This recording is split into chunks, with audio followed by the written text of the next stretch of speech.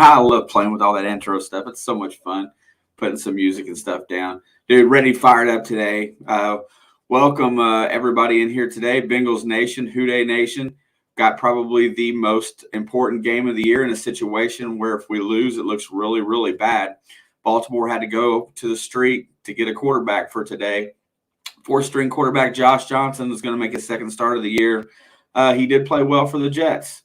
What is up, Candace Malone, Puppet Master, Pond Scum, Kathy? Pond Scum, Kathy. Alex is in the house, ready to go today. It's going to be a ton of fun. Last time we played Baltimore, it was a complete embarrassment. I know they're not going to let that happen today. When you look at a game that should be a blowout, the word trap game always comes into play because this is one of those that's a complete trap game. The Bengals got to come out and perform. That's why I'm not putting today on the offense. I'm putting today on these guys right here. Trey Hendrickson having one of the most influential seasons. And Jesse Bates has not played quite up to his standards this year. But Jesse Bates is going to be the key in the secondary to slowing down Mark Andrews. I feel like their defense today is where they need to win the game. That's the one thing they can control. I think you got a four-string quarterback that doesn't know the offense. You have a running game that's depleted. Baltimore's depleted from top to bottom. So this is that's a great question, John. And I haven't been able to figure it out. I went through a lot of the statistics and everything and looking, and they have not played well at home this year. And I don't know what it is. They played good halves. They just haven't played complete games at home. That's another thing. That's the scary thing. They're 3-4 at home this year, and most games have been fairly close, minus the Charger game. But I don't know. You would think home field. And the one thing about Cincinnati is that straight up, I'll tell you that when Pittsburgh Steelers come to town, that crowd is black and yellow. There's terrible towels flying. Our community does not get behind our home team so much. And that's why I'm in an area that was a long time dominated by Cincinnati Bengal TV coverage. Now I don't get it. I get a national game as opposed to my local area team. So, that's one I don't have an answer for. It's just one of those things. I don't know whether it's the teams they played at home. They played with San Francisco, the Chargers. They've lost to Green Bay. There's 3 of their 4 losses at home. Who's the 4th? Oh my God, it left me. I don't know who the 4th is right now, but those 3 teams, you could lose to them anywhere, I suppose. I don't know. It just seems like their home field advantage is not an advantage, and it seems like they step up on the road. They lost to Cleveland at home. That was the other game they got blew out. Cleveland, they've been struggling, and that's why I'm scared in that last game of the season this year going to Cleveland. We've struggled against them this year. All things said, I'm putting it on our defense today. Defense and special teams. I feel like if our defense holds serve and plays the game that they should against a 4-string quarterback, no matter what happens on offense, minus a bunch of Baker Mayfield interceptions, had to throw that out there about yesterday, minus a bunch of Baker Mayfield interceptions, that they should win the game. This should be a game where they go out and just go to work and do their job for a day. Everybody put up, standard work numbers. Let's not turn the ball over, and let's just play pressure defense, and let's make somebody beat us. Too good a team to just lose like that right now. Should be getting close to the kick. Yeah, we're coming off of our commercial break here.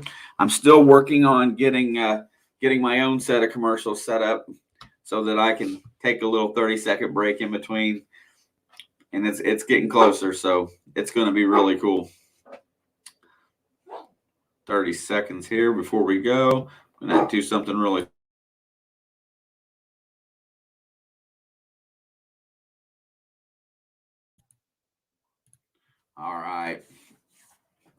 All right, they're coming onto the field here today. I see it's a pretty full house today. I think they did actually completely sell out today. So that's a good sign. Groff, is it Groff? Karate, you're welcome, sir. I wish I was allowed to stream in the video and show you, but I will give you as an accurate depiction as humanly possible. By the way, today, Alex and I are going to be on the duration of the day. Directly after this game, we're going to switch over to the Kansas City-Pittsburgh game, which has big playoff implications for this division. I will switch straight over to it. And then somewhere in the middle of that game, she will be home from work, and she's going to take over her beloved Chiefs and then carry us through the nightcap tonight. So as Washington goes to Dallas, we're going to be in here from, say, probably the next 10 hours today. So anybody that wants to hang out, go hit the other streams. Make sure that you vote in on the poll today. Make sure you check in on that. Make sure you stop by the others. Smash the like. Hit the subscribe button if you like what you see. We're definitely determined to bring you as much content as humanly possible that you could want to see, and we will try our best to make it improve and get better each week. Well, they've delayed us for a few minutes here. I'm not sure exactly why we're back in the studio, but yeah, going forward today, can't watch the game, you're working. Gotcha, bro.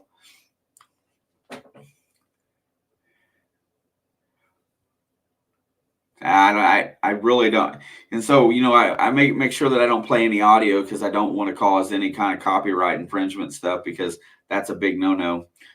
But, just sitting there, so I never really get to hear what they all say. But at the end of the day, I did my game prep early this morning as things have been changing quite a bit. And I come to the conclusion that we're going to win this game today. If we win this game today, we're going to win it on defense. John Harbaugh has got our number, won 5 of the last 6 against Cincinnati. We haven't swept this series since 2015. There is a lot of things that work in Baltimore's favor today. The thing that we got going for us is that we're fairly intact. We only got a few people out. Yeah, no doubt. Baker needs to join the Ravens. They should have picked him up as a one-day quarterback. And there's the kickoff we are going to receive. So, obviously, Baltimore won that. It's a short kick, fielded at the 10, the 15, the 20, 25, 30. Taylor makes it all the way out to the 31-yard line. Good start to the game. Everybody looks a little fired up right now. That's a good thing to see, some momentum out there. Mr. Tim, good morning. Mr. Alley-Cat Treasures, nice to see you, my friend. Ready to go into Who Dey Nation. Make sure you cast your votes and get in there and let's see who's going to win this ball game. Burrow is going to start the game out. Looks like he's going to be in the gun. Mixing to his left, 2 wideouts right, 1 to the left. Higgins is in motion. There's the snap. And Burrow, he avoids the sack. He rolls out, throws it downfield, and hits T. Higgins really close to the first down. Burrow just about got smoked. Baltimore, if you don't know, Baltimore runs a ton of different blitz packages. Wink Martindale loves to get the interior pressure, and he loves to blitz. That was a pressure, and that was a pressure hit. They just missed him. He rolled out of it. 1st and 10 at the 41-yard line. Looks like Mixon's going to get his first carry of the day. Spurts up through the middle. It's going to get about 7 to 8 yards. That's what you got to do. You got to run the ball and wear that defensive line down. Joe Mixon has absolutely done yeoman's work this year for the Bengals. He's been there, even when his games haven't gone well, he still runs hard. Look at that. You got 2 Pro Bowlers right here, Joe Mixon and Jamar Chase in the starting lineup today. Them guys have worked really hard. Can't wait to see how the contracts play out for Cincinnati this year. All right, Burrow is 2nd and 2. Might take a shot here.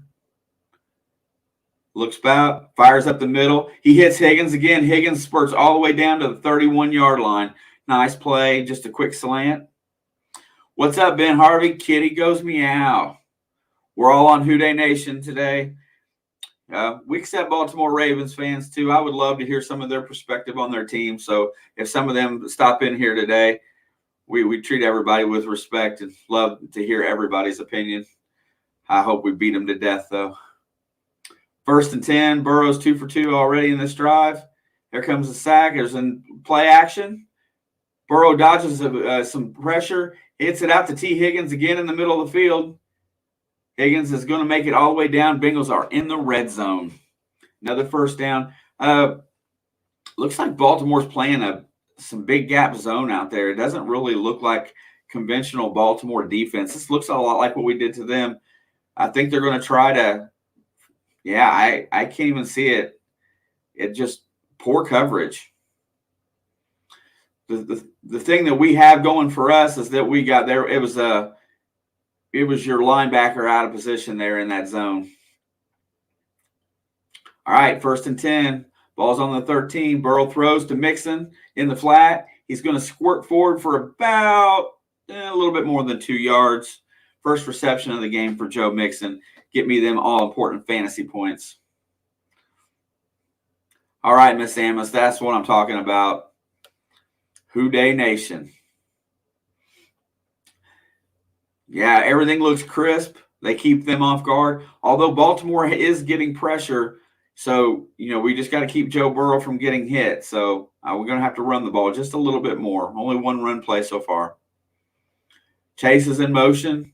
There's the handoff to Joe. Joe is going to be hit in the backfield. He's going to lose 3 yards on that play. Queen come rushing in from the other side on the I think it's called a trap when they pull the guard and run left. Came in unevaded and hit Mixon on the play.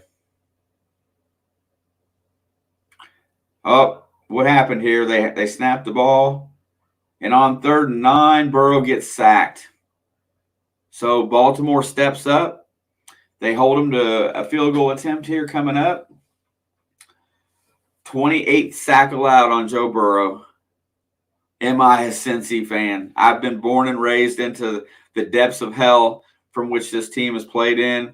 I've witnessed 2 Super Bowl heartbreaks and many other playoff heartbreaks. Yes, sir, till the day I die.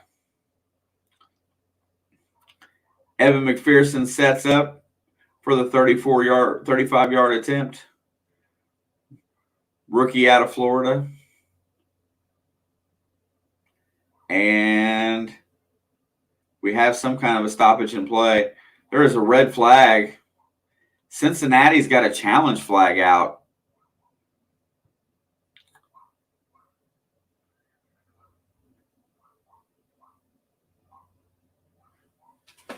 Going to hit the mute button. I don't know what he's challenging here. I have no idea for a sec. Let's see.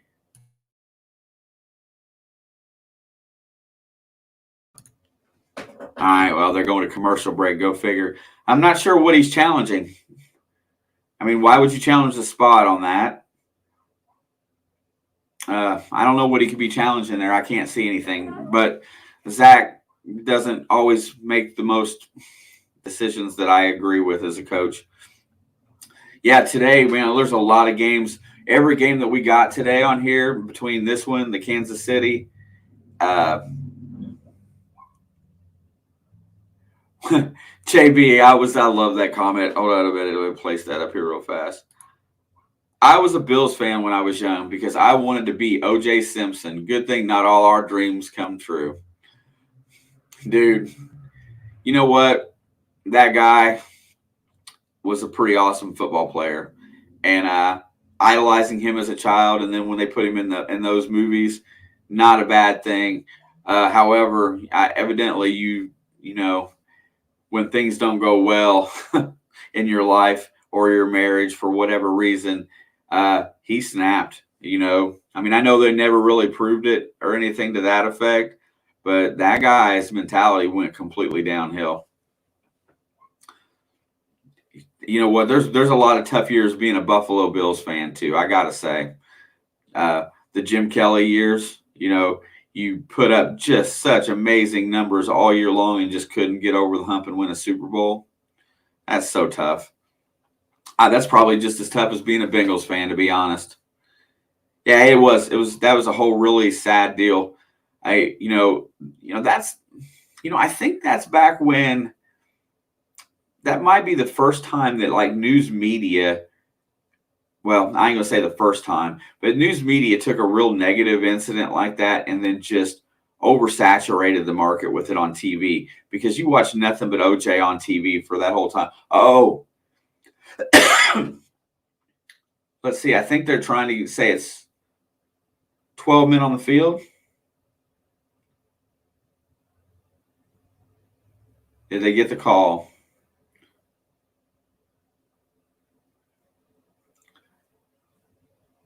All right, here we go.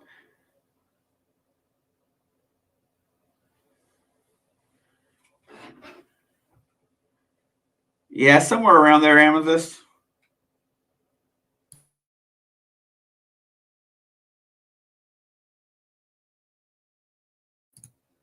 So listen to this horse crap.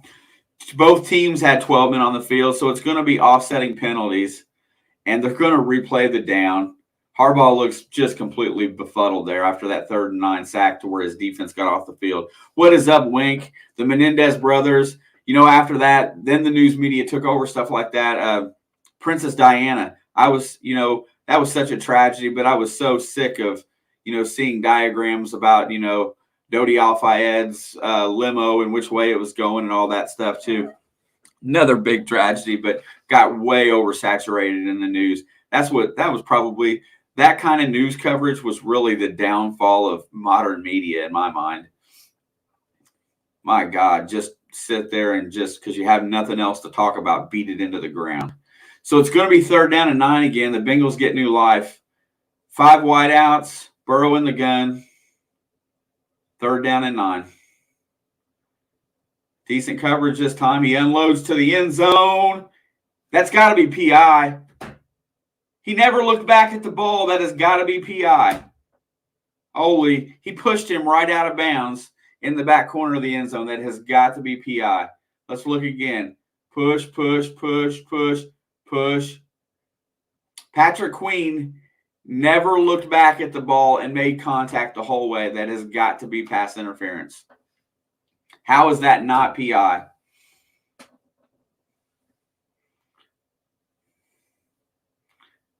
So we're back to where we're at. We're going to kick the field goal. 4th down and 9. There's the snap. The kick is up, and it is good. Bengals take an early 3-0 lead. All righty. Yeah, wait till you guys see the highlight of that one. I don't think that's going to be the determining factor. It was tight coverage, but he never gave him an opportunity to make a play on the ball. If he would have stopped running and got knocked out of bounds, he probably would have drew the flag. So the receiver, whom I was not sure who that was, that it wasn't P. Ryan, number 25. I'm not sure who's playing 3rd. Hey, Ian, sorry I didn't get a chance to. I see you. Bills are the only real New York State team we have. I see that now. Got to run. Have a good day. Brother, thank you very much for stopping by. Everybody, this is Relics and Stack Stones. This is the man that is behind most of the logo creation for both of my channels. This one for me and Alex, and my other one. He's an excellent artist and has got a great channel when he produces content. Hopefully he'll get back out there this year because he's getting ready for a long winter in upstate New York. Later, brother. Hope you have a great rest of your holiday.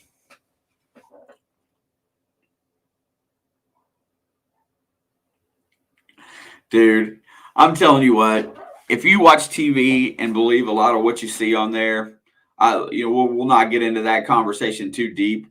But if you can watch TV and believe what you see on a lot of it, that it's not biased content, it's completely horseshit. There's the first rule of journalism does not exist anymore. Just saying. All right, we're about to see Josh Johnson making his 2nd start this year. He was signed on the 16th, 10 days ago. And I can't even tell you who their backup is today. Let's see how he comes out here and responds. I think he's probably going to play well. So that's why I'm looking for Trey Hendrickson and Jesse Bates to get in this game. I think they're going to focus on Mark Andrews and the run game. Try to control the clock. He's going to throw on 1st down. He throws through the middle and gets a 1st down. Looks sharp. Rashad Bateman for a 10-yard gain. I agree, Wink. Not only do everybody picks, they're going to go in the hurry up. Don't mean to slow down here, but hey, go ahead and snap it. They're going to hand it off. No, it's going to be play action to Mark Andrews. He's got a lot of open field. They're coming out fast. Yeah, like I said, I kind of felt 4th and 2 inside the 10. Oh, God. I don't know about all this. These going for it. I'm a conservative guy on offense most of the time. 1st and 10. They've already crossed midfield. There's the snap. He's throwing it again. Boom. 4-yard gain this time. Pretty good coverage. Bateman seems to be one of his favorite targets early. 2nd down and 5 here. They're doing this hurry up. They're going to push it. See, look at that. They come out and play a different style of ball. Harbaugh is really good coach. Take the damn points. I agree. You may need them 3 points at the end. There's the running back. I can't remember if they got Freeman or Foreman. There's 2 of them that are about the same. And that is that's Devontae Freeman, I think. Foreman's in Tennessee, I'm pretty sure. Yeah, it's Freeman. All right, 1st and down. Bengals are they're looking around like they don't know what's going on right now. Lou Anarumo, you better get your stuff together here. I'm telling you what, this Baltimore team is not happy. They got completely dominated and embarrassed at home by this team. They are coming to play ball today. There's the snap. There's the handoff. And Freeman gets tripped up coming out of the backfield. He's going to pick up a yard or 2. Give him 2. It's going to be 2nd and 8. Very, very, very selective on what they cover in the news media. Absolutely. You know what? They think about stories from beginning to end before they even put anything on and how it's going to affect them, as far as their reputation is concerned. 2nd and 8. He's in the shotgun. Another quick play action pass. He looks to run, nothing doing, and then gets hit, has to throw it out of bounds. Better coverage there by the Bengals. They get some pressure in there. They had 3 guys rushing the quarterback there at once, forced him into a bad throw. All right, here we go. This is a big play right now. You're in the first quarter. It's 3rd down, 3rd and 8. Baltimore has only completed 31% of their 3rd down plays this year, so that's really kind of a struggling aspect of their game. Fans are up and cheering. I'm sure it's getting fairly loud. 10 seconds on the play clock. Josh is he's in the gun. 5 wide outs. Here's the play. Gets back. He throws it across the middle, and it's completed for a 1st down. Marquise Brown gets the ball. Of course, Bills score. All right, there you go. They scored on it. Now let's see if them other 4 points come back, how that plays out. Good play. That was against our top cover corner, Awuzie. He just beat him on the slant. There was nobody in the middle of the field there. Our safeties were a little deep. 3rd and 8. I tell you what, you gotta lay into the box. Hey, I agree. They are one of those teams that doesn't know the word quit. It's going to be a handoff. It's going to be Latavius Murray running through the hole. They're gashing through our defense here. Now they'll keep running the ball here. Jacksonville takes an early 3-0 lead on the Jets. They're showing the Buffalo play now. Too much time. Way too much time for him. Nathan Perez, what's up, bro? Eagles are in a good spot. I'm telling you. All right. 2nd down and 4.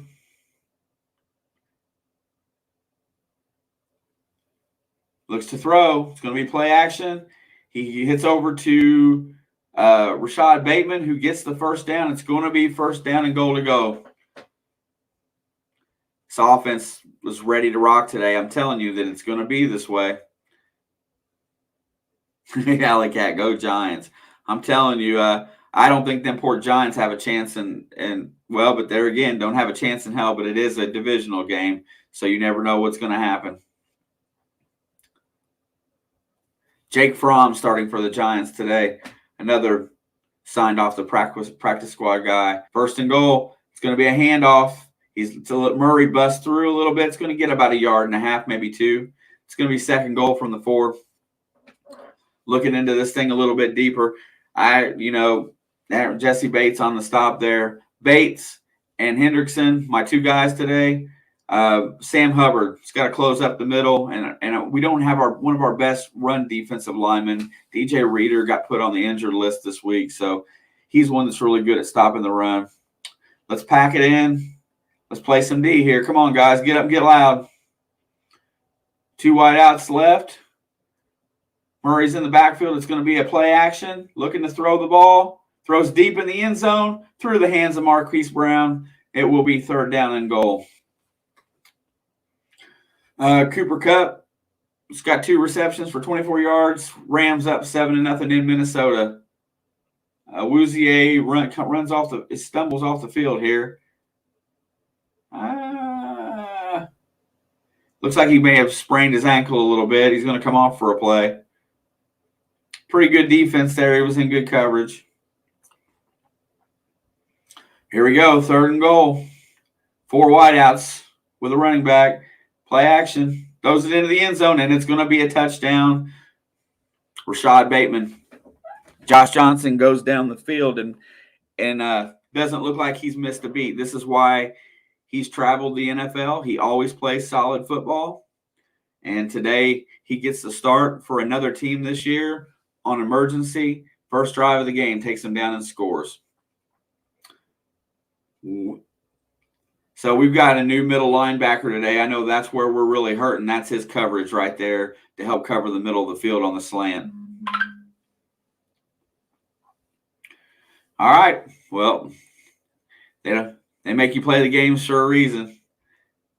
Extra point is up and it's good. 7-3. Two drives, 2 scores. Now it's about responding. You know, and that's the other thing. Team comes out and institutes a game plan. They execute it the first drive. That's when you go back to the drawing board and you adjust and you come back in on the second drive and you take away some of the things and make them do something different. We'll see how that goes for both teams coming up here shortly.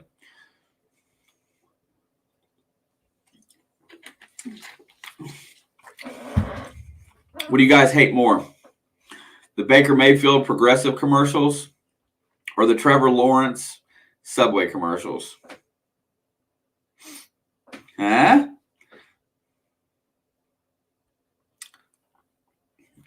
I don't know. Watching Trevor Lawrence eat Subway doesn't make me want to eat Subway.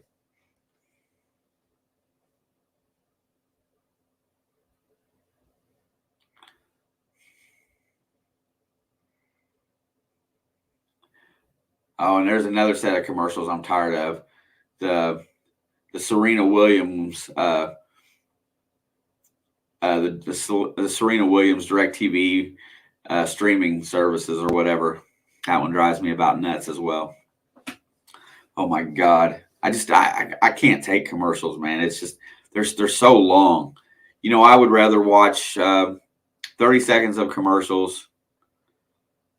Hey Tim, that's all good. I see a lot of them too. You haven't seen the progressive ones for Baker Mayfield, you know, at home with Baker Mayfield in the stadium? Oh, great concept, but they've really, I mean, it was okay when they ran him the first, time through. Now they've been running them for like a year and a half. It's like they don't want to keep making commercials. I prefer the Patrick Mahomes and Aaron Rodgers State Farm.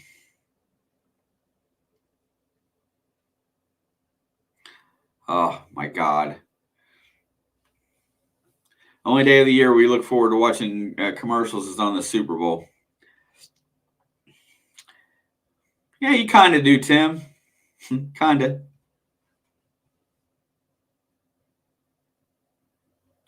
Puppet, they drove down the field, executed a game plan, and scored.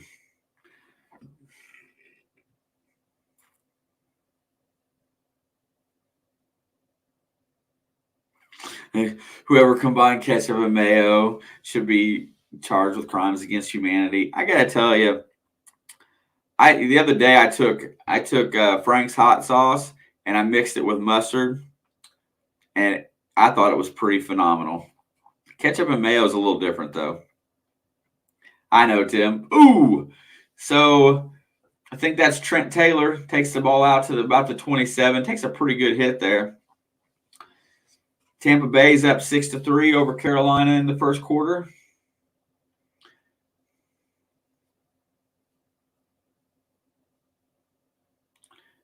Golly. They're showing Josh Johnson's career path. Something else.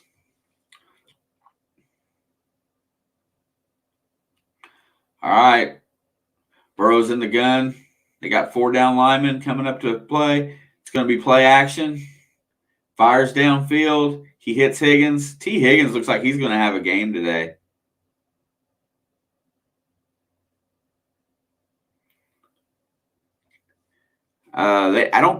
It's amazing. Oh, absolutely, dude. Higgins, they don't have anybody to cover him. They can do this all day as long as they have time. That should have been a penalty on Patrick Queen there.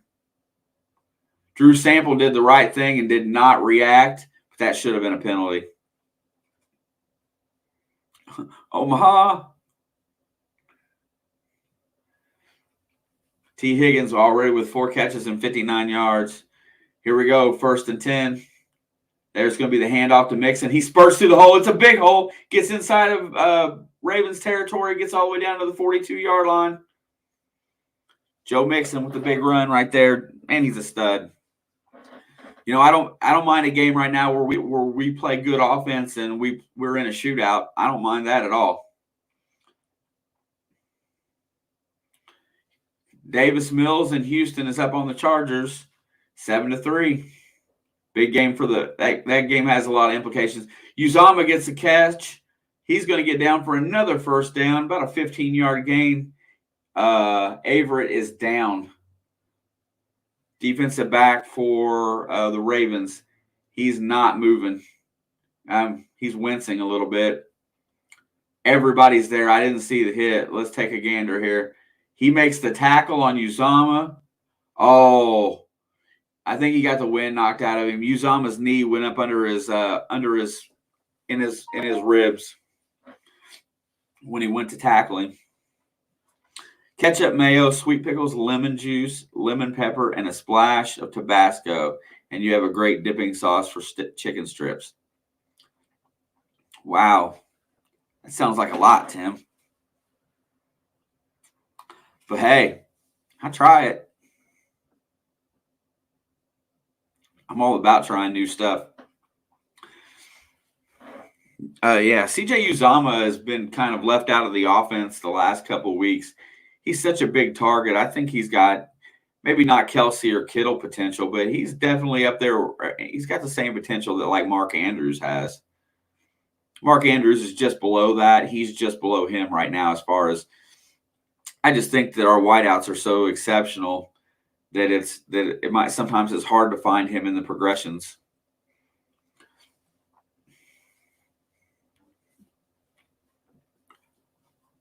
Or just use Korean ketchup.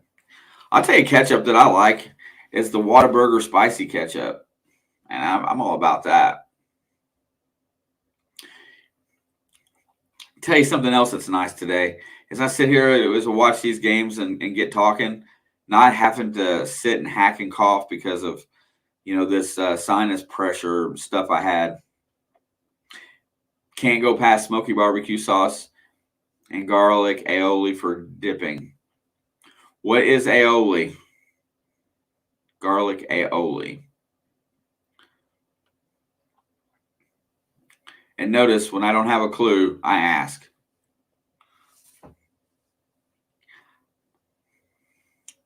I'm a very vinegar-based guy. I don't like a lot of things that are sweet. I like the vinegar. I like the vinegary taste. Vinegary, salty. Trying to think. Oh, well, Tim agrees, so there we have it.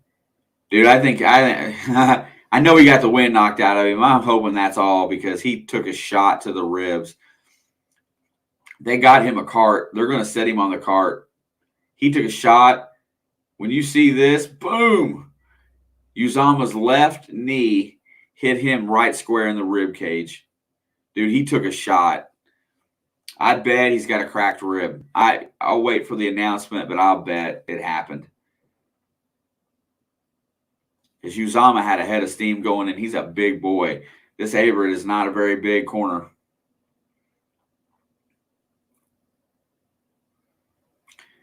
He goes to tackle and just ends up in the wrong spot. If he would have been just a little higher, that thigh is much more forgiving than that kneecap, man. God bless it.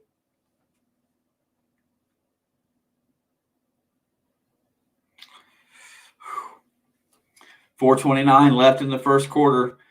Yet Baltimore's down another defensive back. Chase is in motion. They're in the eye. Burrow changes the play at the line of scrimmage. And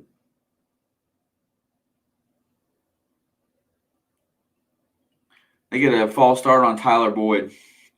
Looks like he flinched.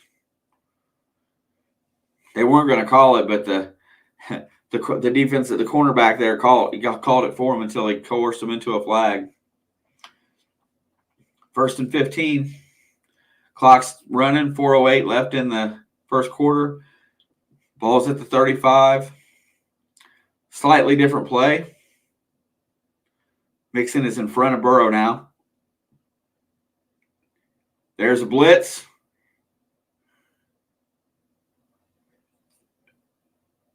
And that was just a weird throw. I don't know. We're going to get a late hit on the quarterback or a holding. I couldn't tell. They shifted the camera. It's garlic, salt, oil, and eggs mixture. Well, that sounds good, Ben. Sup, hey, you guys. There's illegal contact on the defense. That'll be a 5-yard penalty and an automatic first down. Charlie from AU Guys Prospecting is in the house today. Charlie, are you a football guy? I know you're a South African native, but have you adapted to United States football? Or you just seen me live and decided to pop in and say, hey?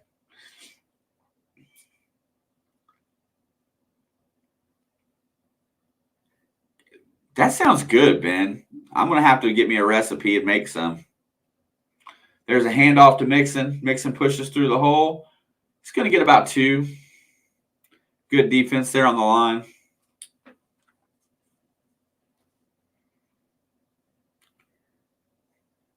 All right. Looks like it's going to be, he got about 3 on the carry, so he got an extra yard there that I didn't see. 2nd down and 7.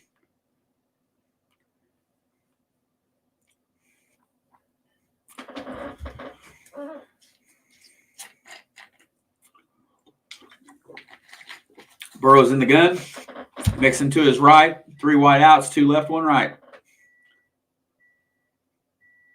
There's a snap. Throws it across the middle. He hits Drew Sample, who doesn't get a lot of catches, but that's an area of the field they need to attack. Yeah, well, at least you get to listen to somebody else's perspective other than a paid commentator. Drew Sample makes a nice play across the middle, makes a very manageable 3rd down and 2. On that Rams drive, Sony Michel got the touchdown and 22 yards rushing.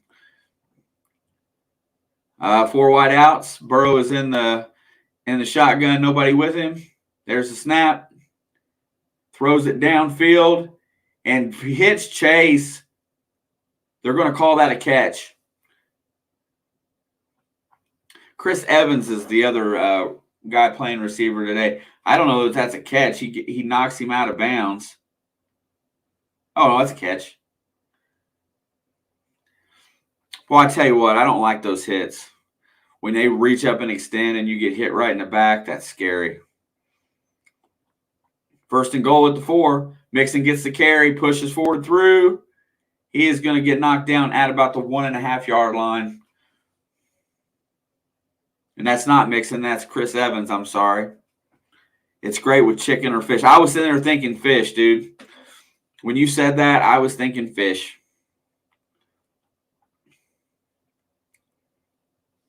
I love how we always end up on food, man, because I get starving. Now, when we get done here today, I'm going to, like I said, anybody that is going to be around today, we're going to be here for this game. We'll be here. I'll be here for probably a good portion of the Chiefs game. Looks like old-fashioned run play. 10 on the line. Play action. Throws it to the end zone. Uzama can't quite get to it. It's going to be 3rd and goal. Dude, I dig stuff like that. Yeah, like Charlie, I turn the TV on, hit the mute button so I don't have to listen to a commentator and just sit here and talk smack. I call it just as good as they do, I think. Just not a professional. All right, 3rd and goal. Got 3 wideouts to the left. Mixon's in the backfield. Chase goes in motion. It's going to be a handoff to Mixon. Mixon pushes forward. He is going to be stopped short of the touchdown. And it's going to be 4th and goal. This might be one of them instances where they think about going for it. That would have been a really good place to do a quarterback draw there, but hey. Patrick Queen is playing a really good game. I think they're going to go for it here.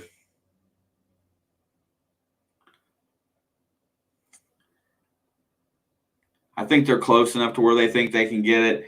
Here we go, the 1.5 yard line.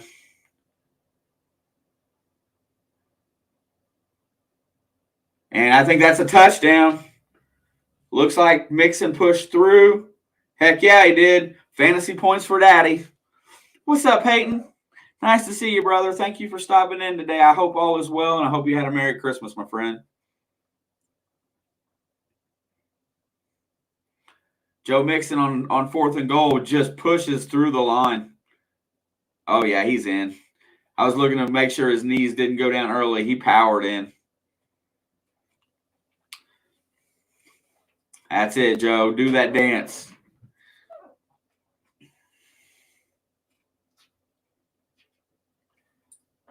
All right, so that's what you got to do. One team scores, you come back and you score right back on them. Here's the extra point attempt. McPherson is up, and it is good. And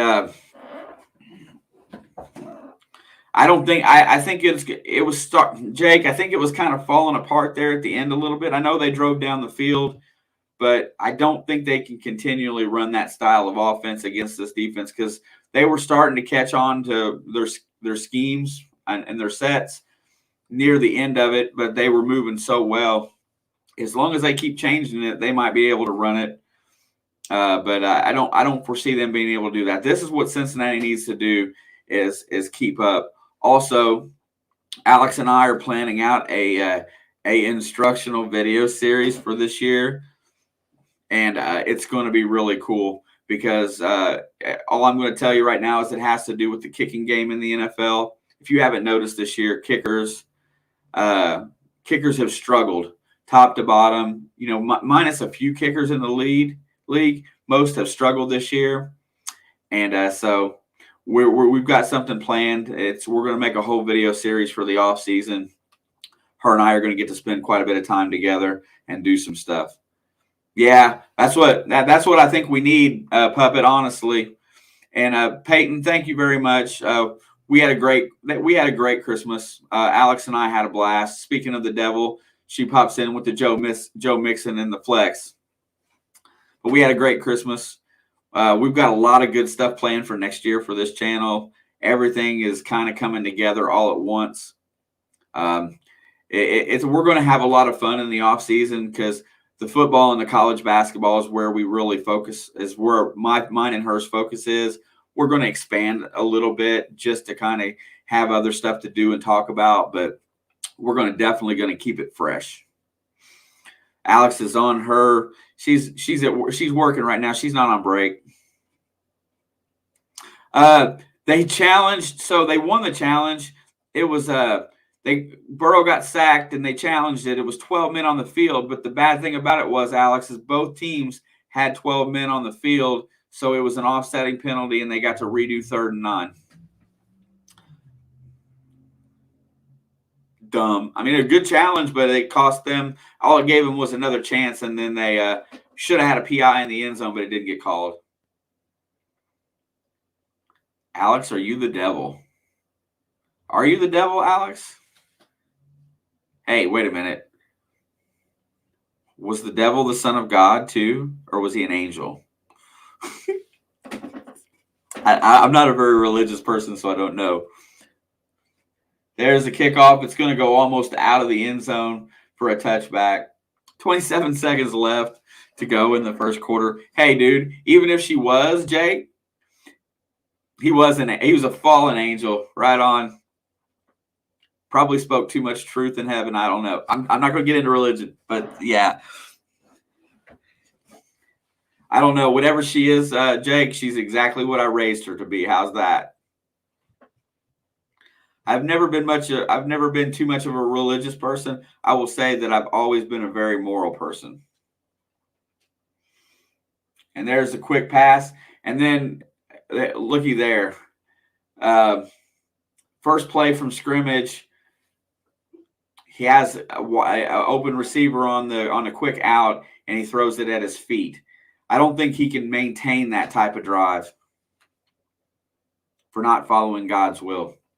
All right, yeah, I'm going to call football here because we can save that for another discussion. But I'm not that in tuned. I apologize for that. All right. And here we go. There's a quick pass up the middle. That was a nice play. Was he tackled? He's going to keep running. Prochet, I think he was tackled just short of the first down. No, he got the first down. Let's see if he was touched. I don't think he was. Why do you not? All right, that's the end of the first quarter. We'll be 1st and 10 as we go to yet another commercial break.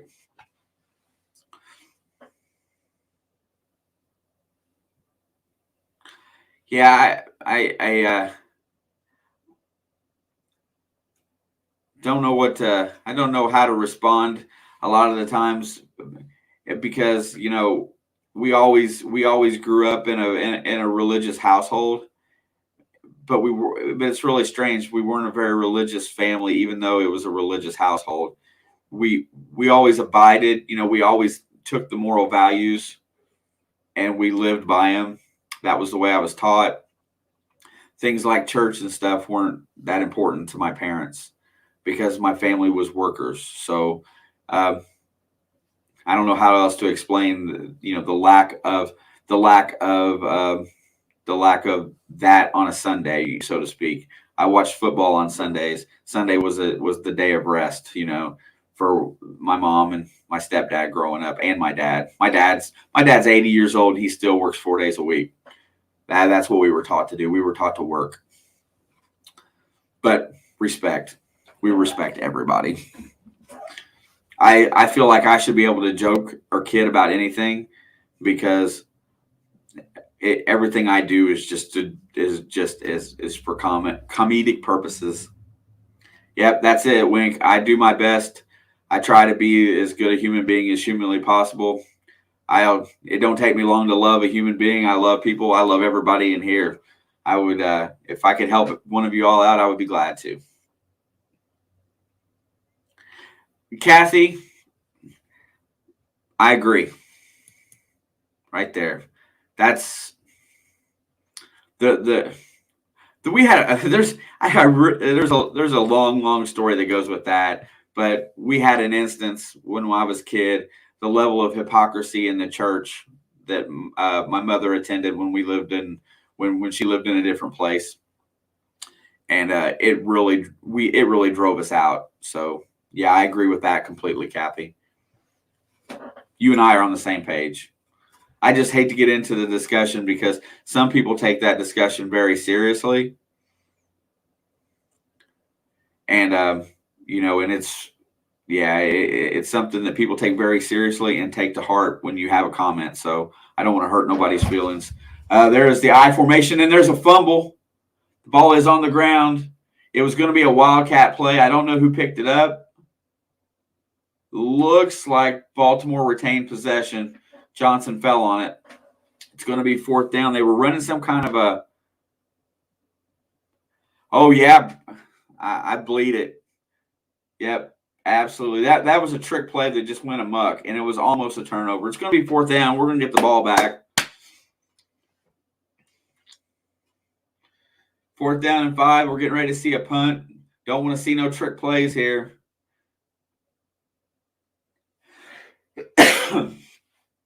There it is. It's a pretty deep punt. And Trent Taylor picks it up at the 20. He gets out to about the 28 or 29. About a 7 or 8 yard return, it looks like. Well, you know what? Here's the thing. I'll say one comment, Kathy.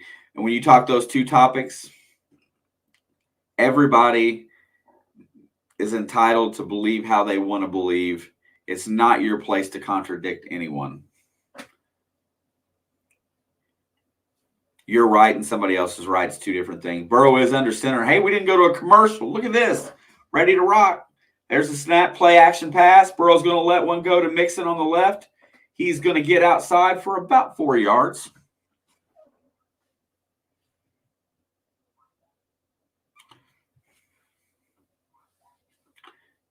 I mean, who's anybody to tell somebody is wrong when they truly believe something in their heart? Not my place. I am trying to convert everybody into being Bengals fans. I'm guilty of that. All right, first, 2nd and 7, we're in the gun. 5 wide outs, 3 right, 2 left.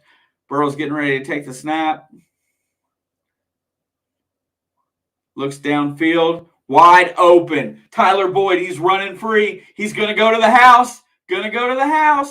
Tyler Boyd with the 360 jump. Lays in the end zone. It's going to be about a 60-yard TD. Hoo-day. 68-yard touchdown.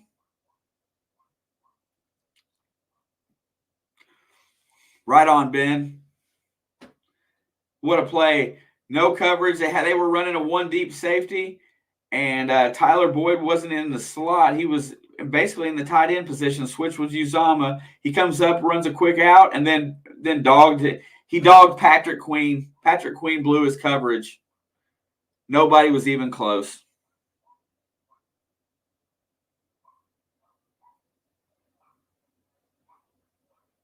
Yeah. I'm a big believer in a lot of what can be proven scientifically as well. But there's a lot of things out there that you can't come up with an answer for. Tyler Boyd straight to the house. Joe Burrow with the bomb. 17-7 with 13-18 left to go in the second quarter. Now we can have a commercial break, y'all. That was a big-time play. Busted coverage. Patrick Queen. They decided that they were going to take away everything underneath, and Tyler Boyd just burned him on a double move. That's what I said about this defense for the Ravens today. In all honesty, they don't have enough to take Jamar Chase and T. Higgins out of the game. Don't have enough to do it. Yeah, you know what? Football friends, treasure hunting. Yeah, Alex, Tyler, mother flipping Boyd. Absolutely. You know, this is I'm just going to tell you that, you know, right now we do everything in our power to enjoy life, and we have a blast. And here is the most fun we have. It is well worth our time. You know, when people used to say sitting down and just watching TV was a waste of time, it's not a waste of time. It's a waste of time to make yourself what's the word I'm looking for? What's a waste of time is to I can't, the word won't come out of my mouth, is to remove yourself from any kind of social activity. This is social. We all have a blast doing it. A lot of you love to watch the games too and want to listen and have a conversation at the same time. We can do that. You can just sit back and drive down the road and listen to a game being called, and not have, if you don't have it on your radio for some reason, that's a service. This is fun. I love treasure hunting. I love going out and doing my digging and all that stuff, but I love being able to sit and talk to y'all. Got a lot to say. But so far today, I'm going to get up some quick stuff here. It's a pyramid. That's what the Egyptians built, pyramids, their own globe. I love you, Puppet. just think how advanced the Egyptian, society was well before. And when you go in there, we're a big fans of that, early earthen era of people, and they had it down. They lived good. They had a lot of stuff.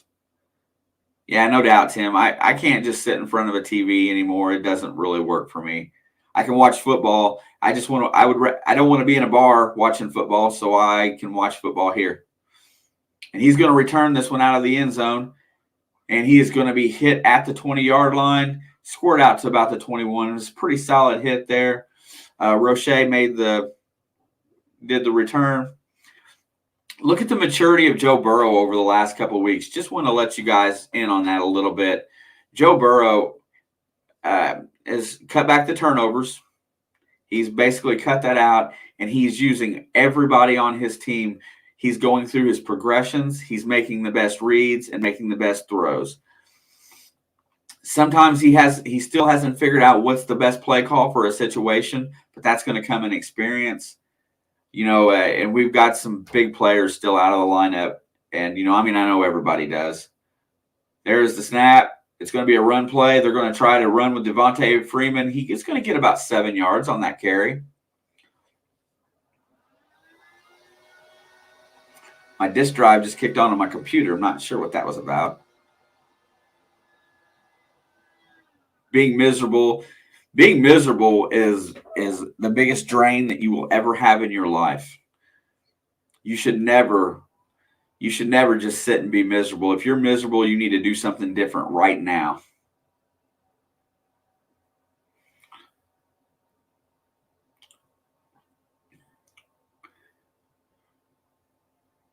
Johnson is supposed to be a quarterback draw, and it gets blowed up. That's going to be a sack. Looks like that was Hendrickson that's going to get another sack. In 10K BC, I think that was the year, they had built a working calculator from stone, sand, and wood. It's in their own language. I'm not sure if it was with numbers or not, but they had the same mechanic as a calculator. Yeah, the Egyptians, if you want to study a race of people and a society as a whole, ancient Egyptians are amazing. They were very intelligent, as long with the ancient Greeks and Romans as well. That area was full of smartness. Here we go. It's 3rd and 5. Big play in the shotgun. The safety jumps back deep. They throw it short. It's going to be, what containment. Marquise Brown gets knocked out of bounds. The catch on the screenplay ended up going for a 2-yard loss. That play had potential to be really big because we dropped 2 safeties deep, but Mike Hilton made the right call on coverage there and didn't try to go after the ball. He stayed in contain mode because he knew he received it behind the line of scrimmage and knocked him right out of bounds. We're forcing them into another punt. Absolutely excellent. Tampa Bay is up 10-3. 3rd and goal in the second quarter. Carolina's threatening. There's the punt. It's fielded at the 32. Taylor is going to squeak out all the way. There's going to be an illegal block penalty somewhere in there, but he made it all the way out to almost the 50.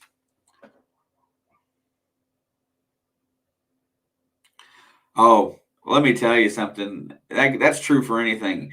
Anybody that truly takes that know-it-all perspective is generally going to be, they're stopped in their progression. They can't ascend any higher in whatever they're doing.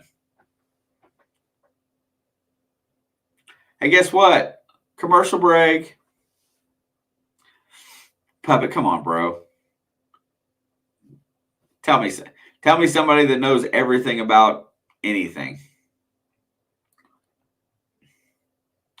What's that movie? What's that Marvel movie where the doctor loses his hands and he's trying to find a way to fix it, but his realm of thinking doesn't allow you to do so? What's that movie? Doctor Strange, right? That's right, Doctor Strange. Then he realizes that there's a whole other cosmic universe out there, and there's a whole different, there's a whole different way to learn and evolve. Yeah, see? That was him. He was the best surgeon. The Sumerians and the Minoans. Oh, yeah, look, ancient societies were, you know what? Just think about all they did, right? But they did it without a book to teach them. You put that into perspective. Give a guy a couple rocks and set him outside in the sun, and let's create a clock. Well, today, the first guys had, they had gears and tools and stuff. Well, they didn't have really good tools back then. Some of the societies back then had more intelligence than what we'll even be able to comprehend, because they did a lot with very little, and developed the human race as we have it today. Back then, I mean, look at some of the ways that they removed waste from the cities and their sewer systems and their irrigation. I can't think of the name of the culture that I'm thinking of, but how they irrigated, how they farmed. Man, I've seen them with the LiDAR, and using the ground penetrating radar and stuff like that. But it's so deep right now. Yeah, aqueducts, Kathy. That's the terminology. Just stuff so deep that you would have to have something to kind of really help you along.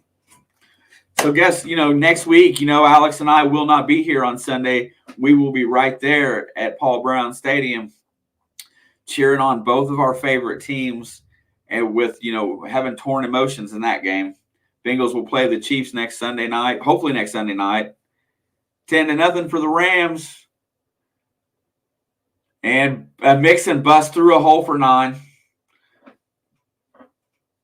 It's time to burn this clock out and sustain a drive on the ground. Mixon's just so strong. He always makes the first guy miss. And if he gets into the secondary, he's just deadly. Dude, Tim, we will post on Twitter, Instagram. Yeah, we'll hit it. We'll hit it. We're going to make videos. We'll run shorts out of that for YouTube. We'll do all kinds of stuff. There's Mixon on the carry again. He is going to get a first down. I know he is, and I saw his easy, buddy. Don't throw him down. Throw the flag.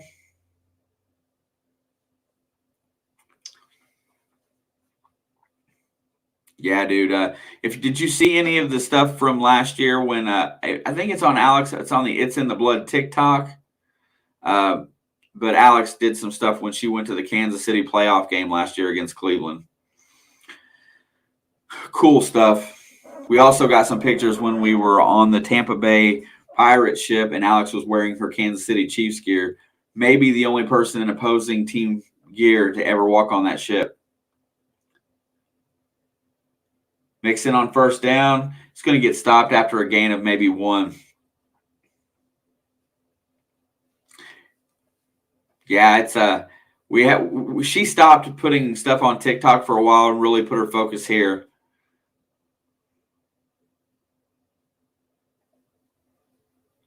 Joe Mixon's stats this season: 2nd rushing, 3rd in touchdowns. He's had a really good year. All right, it's going to be 2nd down and looks like 9. Burrow's in the shotgun. Here comes pressure. Dumps it off inside to Jamar Chase. He's got a lane. He hits the outside. He's going to go down and out of bounds right around the 20 or 25 maybe. Couldn't really see a yard marker there. Looks like the 25. Right on, Charlie. I got some of that to do today. Kitty is going meow. Yeah, it's just the thing is that you gotta pick it up. You gotta play 4 quarters of football. My Hoosiers need to learn that they need to play 2 halves of basketball too. All right, 1st and 10 at the 27-yard line. Running the I formation. Burrow is under center. Boyd is in motion. It's going to be play action. Down the middle it goes to T. Higgins, who picks it up he's going to slide down just inside the 10. Patch just threw an interception. Yeah, a lot of people were picking Buffalo today as being mad and needing to come back. I think T. Higgins picked off a ball there that was intended for Uzama. Because Uzama was running running a post straight down the field, and and Higgins come across the middle and just caught it. Oh, you're a Mizzou fan? Yeah, they didn't look very good in that shootout game against Illinois. I watched that one. I'm a Big Ten fan, Dave. So, yeah, see, Lions are winning again too. Right on. Yeah, beating Atlanta. That one's almost a halftime. Jamal Williams got 36 yards rushing in that game. Hey, I'm telling you what, that team's got a coach. I think they made the right hire there because they're winning for squat for talent. All right, it's first down or second and goal from the 9. Burrow's back to throw. He hits Mixon. Mixon makes a move. He's going to make it to a touchdown. He's got to be in. He calls him in. That's another touchdown for Mixon. That's more fantasy points for me. Dude, I can remember a few years where UMKC has come up to beat some people in college basketball. Mixon on the screen pass, makes a move, gets by the corner, and oh, yeah, he's in. That's going to be in. That's got to be a touchdown. 42 rushing yards, 15 receiving yards, and 2 touchdowns today. 23-7, looking for the extra point. 7 plays, 58 yards, and burn 4 minutes of clock. Here's the snap coming to McPherson. Kick is up, and it is solid. McPherson, for a rookie, has become a beast. Mixon made a great move on the first guy to come to tackle him. And Kitty goes, roar. Heck yeah. And guess what? It's time for another commercial. But after a touchdown, I can handle that. Let's get on here. I'm going to make it open another tab here today. Let's see. Get up here. Go to my favorite page.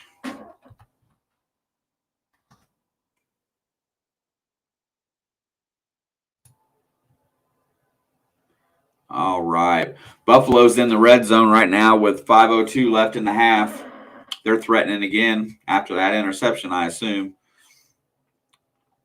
Looking to see if I see anything of big interest. Houston's got the ball with it. They're down 2 points right now. 4th and goal on that one. Jets is up a point on the Jags.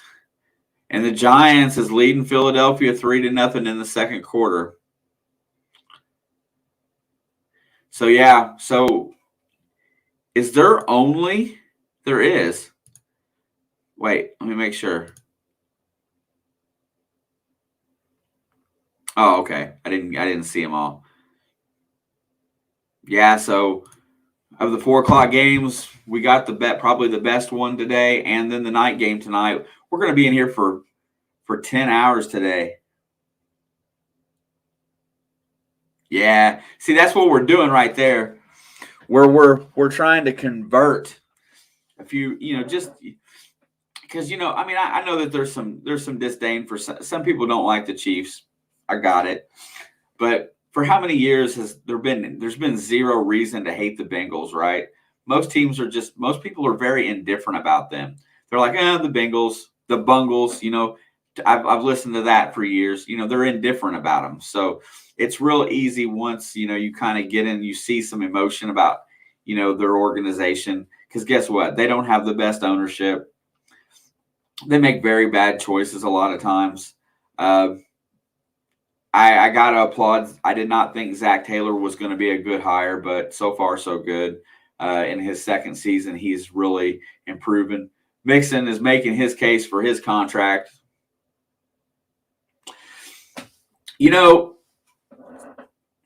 That's a really interesting point because that is the only thing. That's the only thing about the Bengals that was ever, really questionable.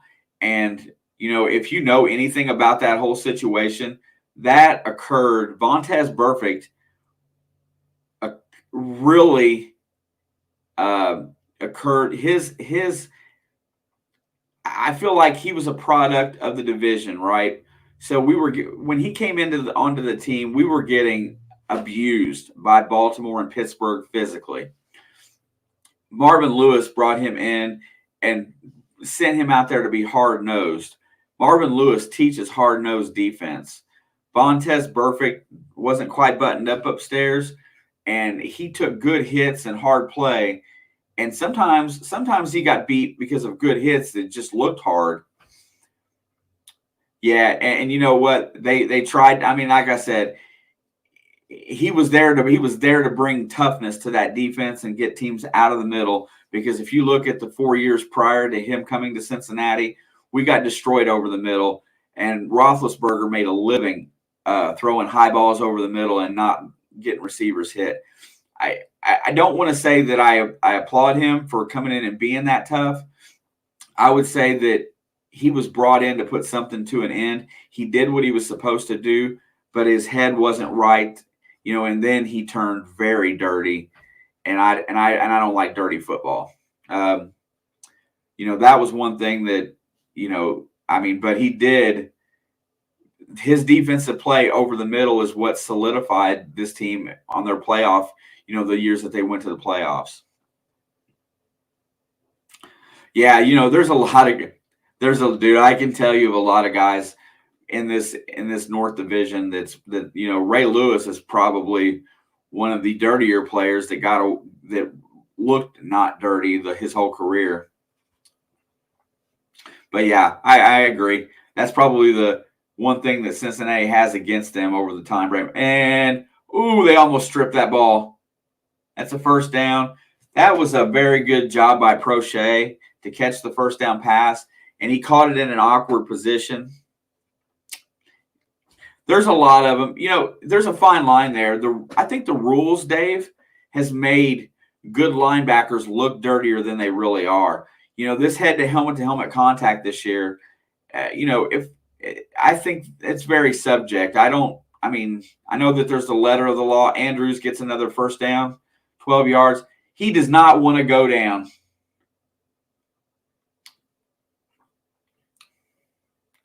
But these, they're trying to really eliminate any high hits. But when the offensive player goes down and you're in a clean tackle position, leading with your shoulder, and the offensive player goes down and you hit helmet to helmet, it's still a penalty. And I don't think that's fair. Andrews makes the catch, breaks a tackle from Pratt. He's going to get another first down. Notice that my two, I don't necessarily mind right now, because my two fantasy guys in this game today that I got today is Mixon and Mark Andrews. But Atwater, what was his first name? I want to feel like that's a Bronco. Latavius Murray gets outside for a few yard gain there on the rush.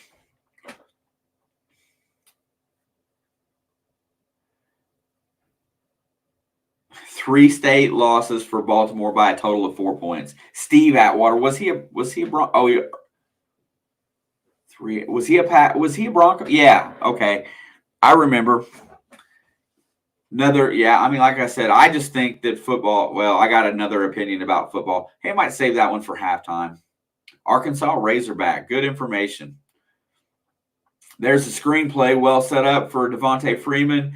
And Eli Apple, who's had a very maligned season this year, comes up and makes a really solid play there. We're really struggling at linebacker for Cincinnati. We're missing out. We're off the street there as well. Yeet man, here we go. Uh-oh. I see a Pittsburgh Steelers fan in the house. Are you going to be here at 4 o'clock, 4:25 today for the Steelers and the Chiefs, bro? What's the play here? Something was blown dead. Must be a false start. 3rd and 8 goes to 3rd and 13. Nice to see you in here, Yeet man. Feel free to divulge all your opinions and comments in the chat. And we have a good chat in here. They will be addressed, and we will have a conversation. If you're a Steeler fan, I want to know who you think is going to end up being your quarterback next year.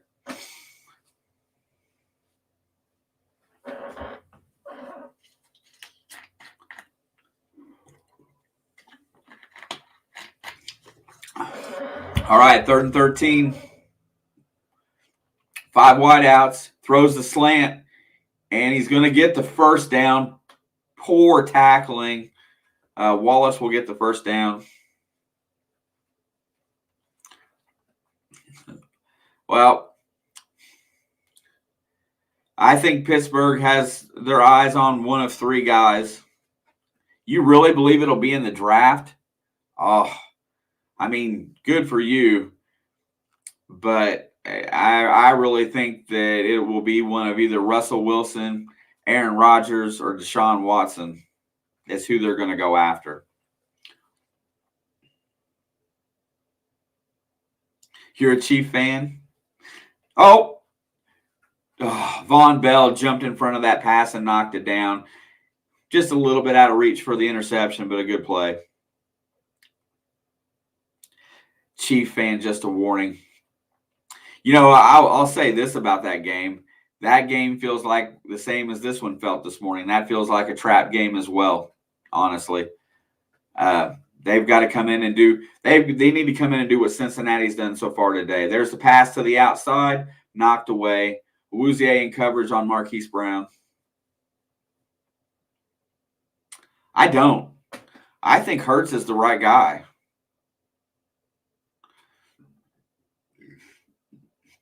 I really feel like Aaron Rodgers is going to end up in Pittsburgh or Cleveland. I hate to say it. I think if Baker Mayfield has a couple more bad weeks, he's set to make $18 million next year. Bengals call timeout with 2:07 left here on 3rd and 10. They want to think about this play a little bit. Let me see what I got going here right now. Minnesota did get a field goal. Buffalo is up 3 with the ball. 2:20 to go in the first half. Tampa Bay is up a touchdown on Carolina.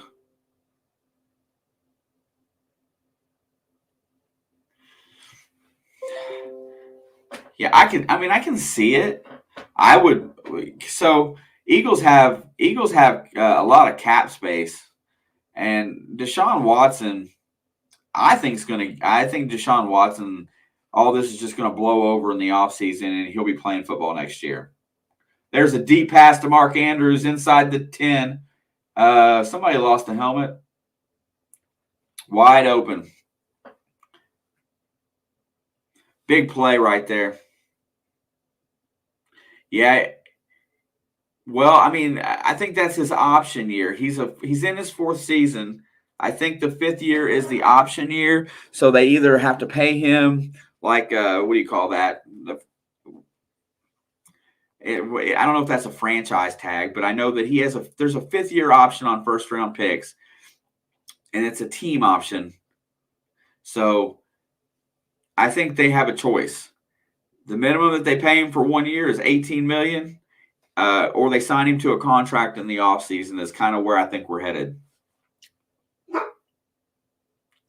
You thought they picked it up and it's now guaranteed. See, I'm not sure when that occurs. I thought that occurred at season's end. Before, like, I don't know. I thought there was a span there right after the Super Bowl that all those had to come to fruition, unless they did it. I don't know. Let's see. I can find this because I got a website that shows me. NFL. While we're on, let's see. Good. I'm already on the NFL. Let's go to active contracts.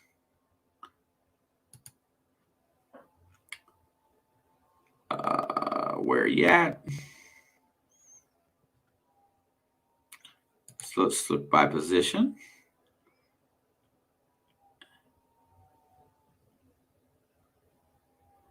I see cornerbacks. I don't. There it is right there. Baker Mayfield.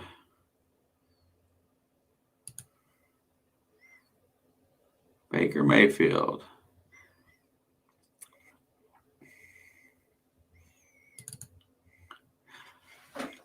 I really feel like that's team option, though. Let's see.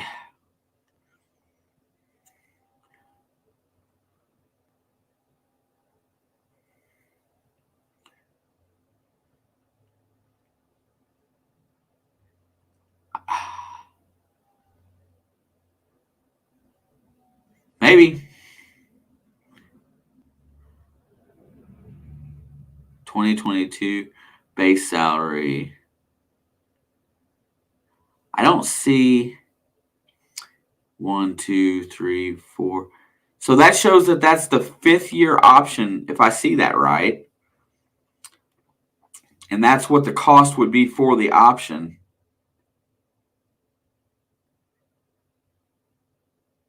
It doesn't really say. It does show it is 18. I think so too. All right, there's a 5-yard penalty against the Bengals. We're going to close out this half. It says they picked it up in April. Baker Mayfield signed a 4-year, $32 million contract, including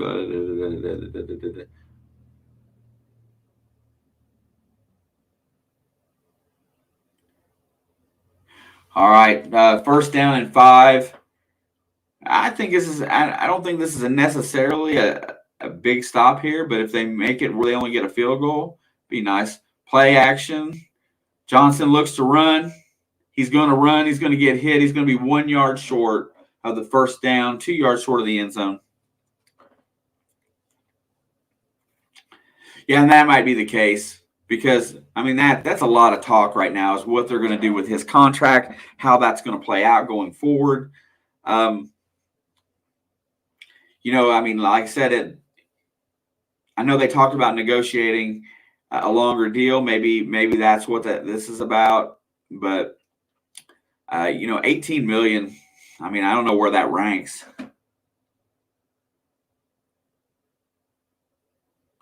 Gotcha.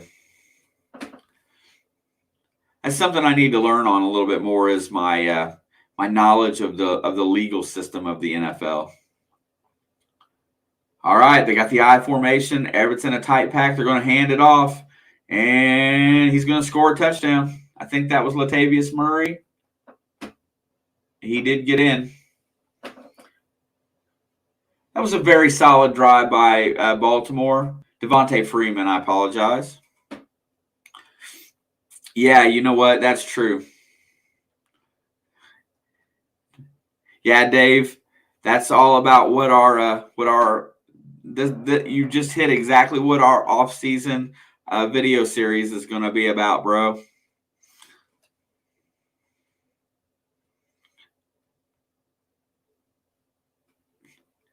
We're really gonna push some recorded content this year for you guys. Try to keep everybody fired up in the off season. Probably going to pick. Baseball is so hard to sit and actually call games. I might do one a week for my Reds. Yeah, I know this one works great. But I can't get one to keep up for basketball. 24-14, 138. Now here's a quick question. Do you guys think that Ben, you're outbidding me. Do you think they can go down in a minute 38 and put up another score to end the half? That would be really solid. Puppet, no way, bro. Those guys get hit. I want to be a kicker. Charlie, you're 17 subs from 400, bro. That's really awesome. Hey, anybody, I will drop that in here today. But if you don't really mind, Charlie at AU Guys Prospecting is one of my friends. If you don't know what he does, I will tell you. He does gold prospecting on a budget.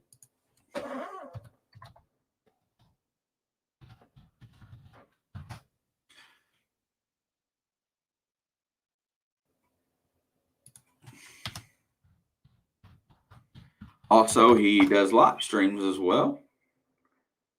And there it is. All right.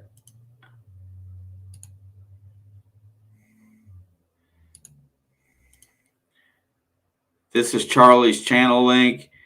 If none of you, mind, if you have a second, stop by and give him a little bit of love. If you have ever had any interest in gold prospecting, if you've ever had any interest in gold prospecting but don't have a lot of money to get started, Charlie's channel and Brewers Prospecting is a way to go. They prospect on a budget. And there's a lot of gold left to be found in this country, and these guys get out here every week and do that and show you. Yeah, no problem, Charlie. I don't do a lot of that in here just because this is more about something different. But I've noticed that from doing the sports, I noticed that a lot of the people that we get in our sports channel are very big into other things, and you never can tell when you might find something that somebody likes. Yeah, Dave. Oh, man, Dave, you wouldn't happen to be a St. Louis Cardinal fan, would you? Or a Kansas City Royals? Man, I hope you're a Royals fan. I hope you're not a Cardinal fan, because you and I could have some real fun if you're a Cardinal fan, because that would be very opposites. Kickoff goes deep into the end zone. They will start at the 25.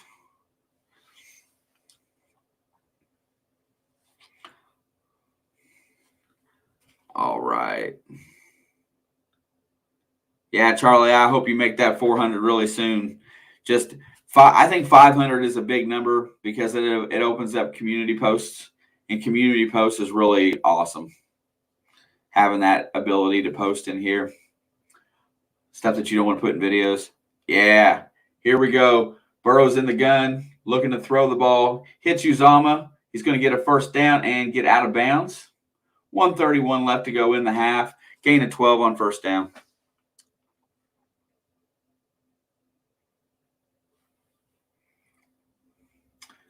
All right.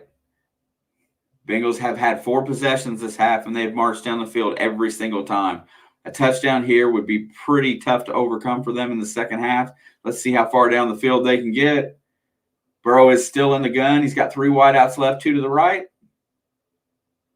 Looks like Baltimore's going to rush 4, maybe 5. Can't tell unless that linebacker backs out. They're going to blitz. There's the out to Jamar Chase. Chase is going to hurry. He's going to work himself and get out of bounds inside of Ravens territory.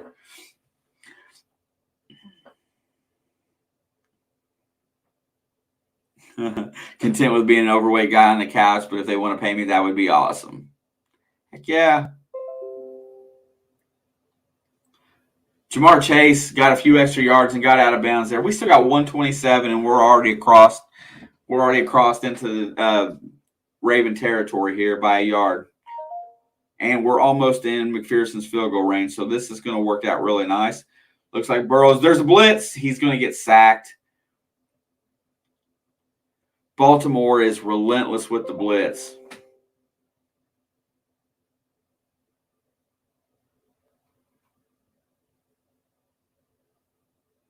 Dave, I agree. Because if your body's not equipped for it, that's going to hurt. Hey, there's a great idea. They don't take the camera off the field, but they let you run a commercial. They split the screen.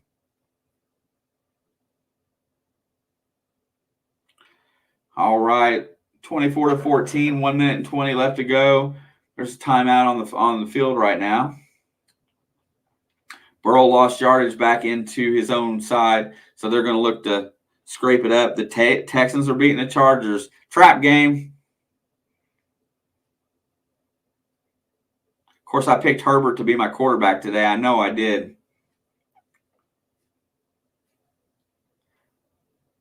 Second 19. Burrow's back to fire it. Dumps it off to Pirine. Pirine's only going to get a few yards here. It's going to be third down and like 12. Or no, even longer. 3rd and 15. 3rd and 16. Baltimore uses a timeout. Baltimore uses a timeout. Baltimore is playing it like they want to win. I like playing darts. What's up, Luke? I think that's hilarious that the Texans are winning.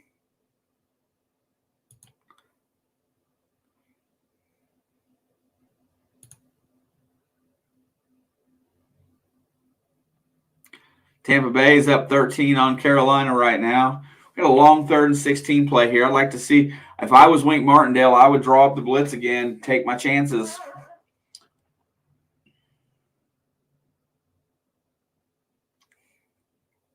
God. Here we go. Here comes the rush. No blitz. Throws it deep, way downfield. T. Higgins makes the catch. They're saying the ball hit the ground. T. Higgins was bobbling it, but it looks like he got it.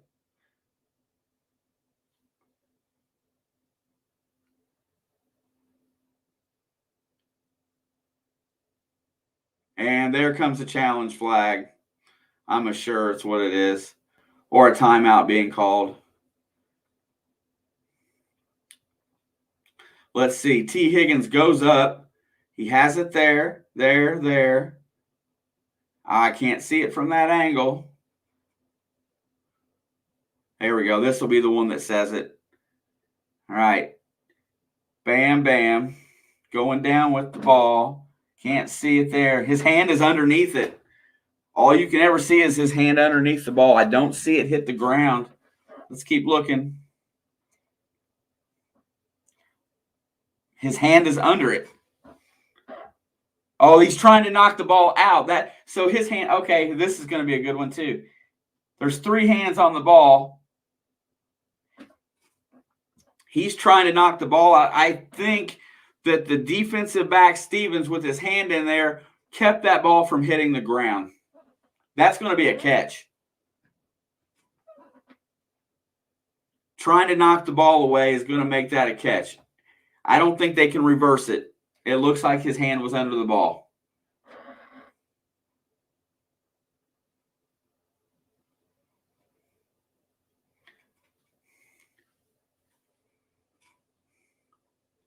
Best angle right there.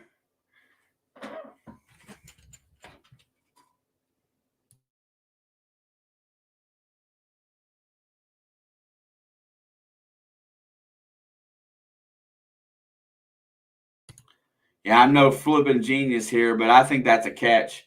I don't think they can take that away. I don't think they can take it away. That's a catch. They're trying. The ball moved.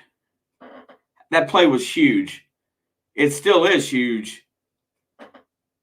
He has the ball. It never moved. It only moved after possession when he was underneath of it because they were trying to knock it out after the catch. That is a freaking catch. I won't.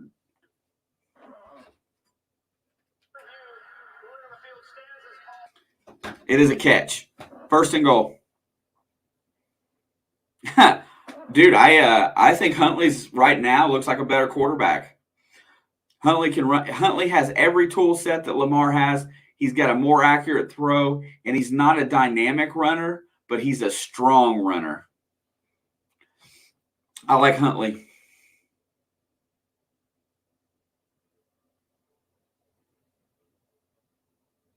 Here's the play. 1st and goal. Goes right through the hands of Higgins. Oh, my God. He was wide open.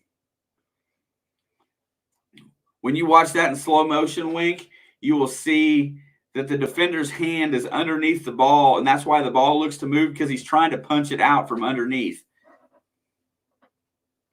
That was an amazing play in a double coverage, but that's what T. Higgins gives you.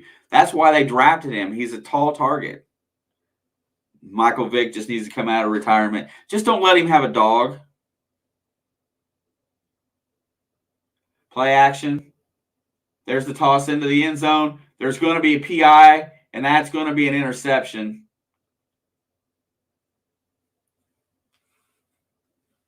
That should be DPI, I would hope. If it's not, it's going to be a turnover. Defensive holding in the back of the end zone. That'll be 1st down on Jamar Chase. Oh, right there. That's it. That's all it takes. Burrow underthrew the ball. Don't let him see Loki. Hell no. I had to lock Loki out today. 1st down and goal. Good thing for that penalty flag, or Burrow would have threw a pick. Here we go. 30 seconds to go. Play action. Burrow runs out of the pocket, lets it fly out of the back of the end zone. There's going to be pass interference called in the end zone. That's going to have to be illegal content because that ball was thrown into because it was uncatchable. It can't be pass interference. That goes against the letter of the law. It's got to be illegal contact. Holding. First and goal on the 1 yard line. Chase is right there. He's got him by the sleeve. And then he won't let him go. then the ball goes out of bounds, then Chase hits him. Got to control your composure, young man. Cincinnati looks like, I don't see they have any timeouts. So here comes Burrow. There's the pass. Higgins has got the touchdown. Drive down the field and put up another TD before halftime. That is what I'm talking about right there.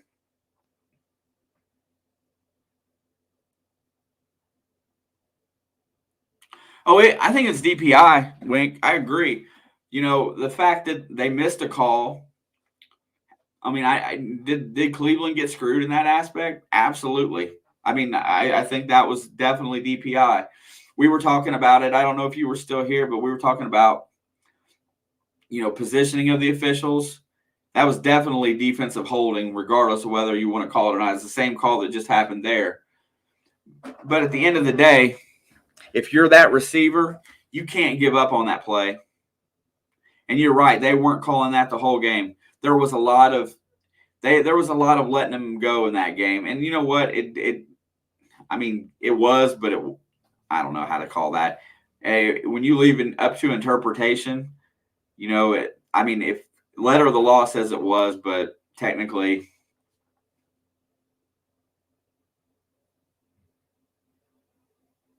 Exactly. Yeah, you can't dwell on that one play. Let's dwell on 4 bad thrown balls by Baker Mayfield. Let's dwell on that. 21 points off the first 3 turnovers. Let's dwell on what actually won Green Bay that game, because I'm indifferent here. I was a Packer fan for that game. I watched that game in its entirety, and I felt like Green Bay did not come to play football. I felt like they only won because it was given to them. Yeah, you know what? There's a lot of ticky-tack calls, Dave, that I don't like.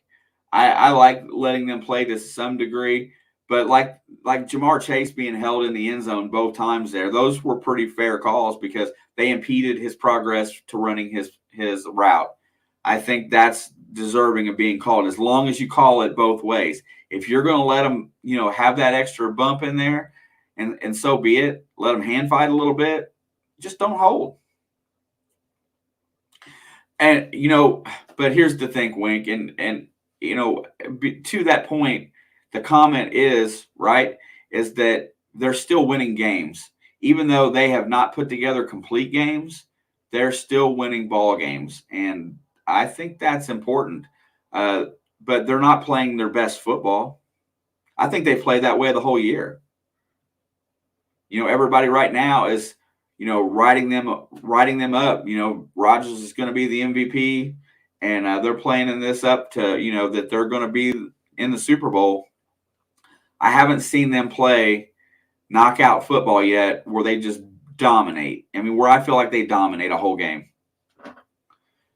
And now you're looking at, can Baltimore get in range for Justin Tucker, who's probably the most prolific kicker in the league. I think our Evan McPherson is going to be close to him. I hope they lock him down and sign him for a few years. Okay, so we're looking.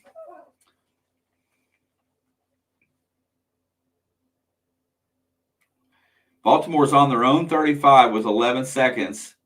They need to get the ball across midfield to give Justin Tucker a chance. And there's the play. Johnson throws it. It's going to go out of bounds with 6 seconds left. No, I don't think so right now.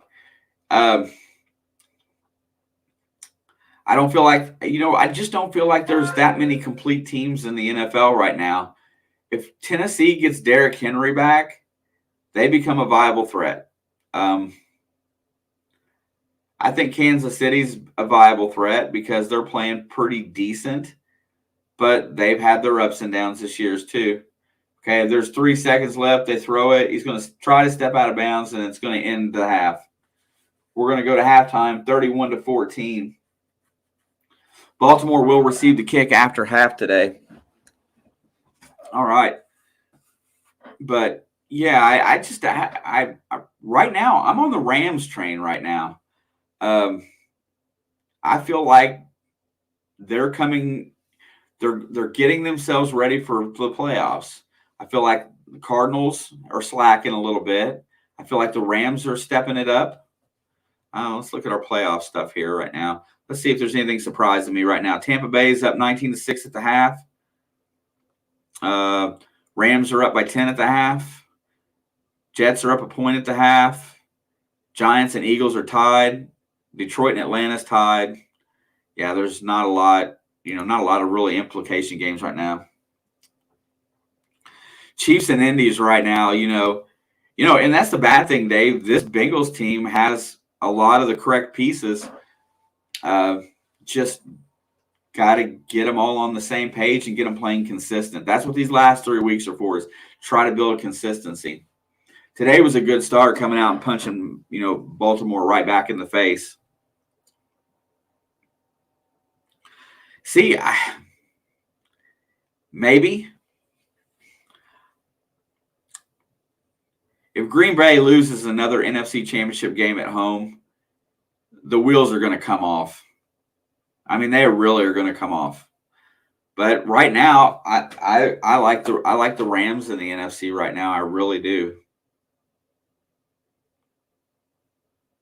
I think Matt Stafford's hungry. I don't think OBJ and Von Miller solidified them, but I think that's them trying to be better. Super Bowl rematch, have a stroke. I got that.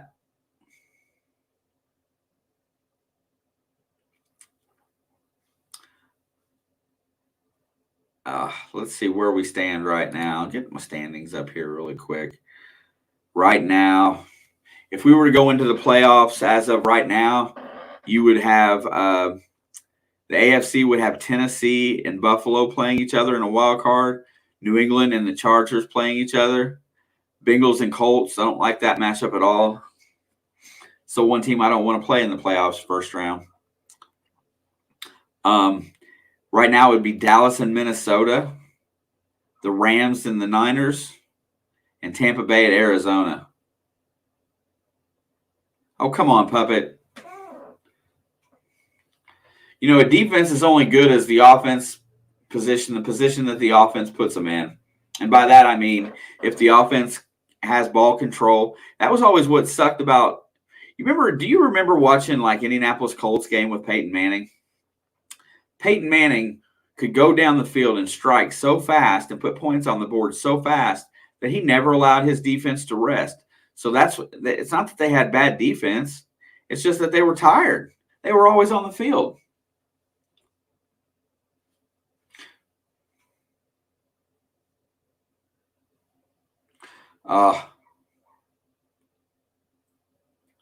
Let's see. I'm going to go through this Buffalo-New England game is huge too. Damian Harris got the scat for about 14 and a touchdown. He's strong back.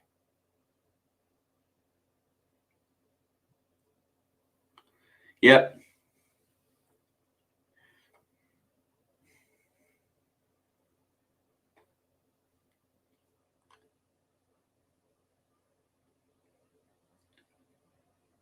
Oh, I wish Alex would have started Burrow in her fantasy team today.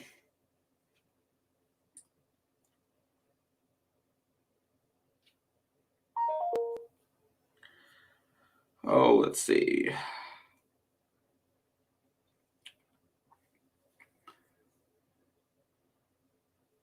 Love T. Higgins. This Bengals team is really young.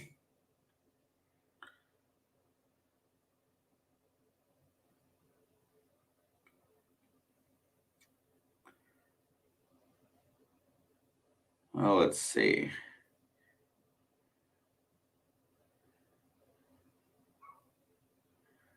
Man, Joe Mixon's got 21st half fantasy points today. Mark Andrews, 12.5.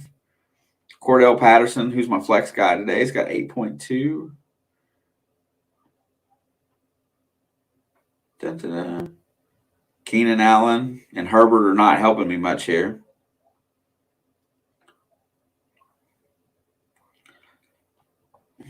Well, we'll see.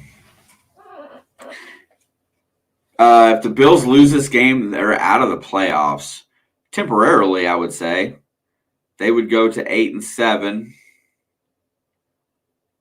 I don't know who has the tiebreaker between them and Indy. Would be a wild card.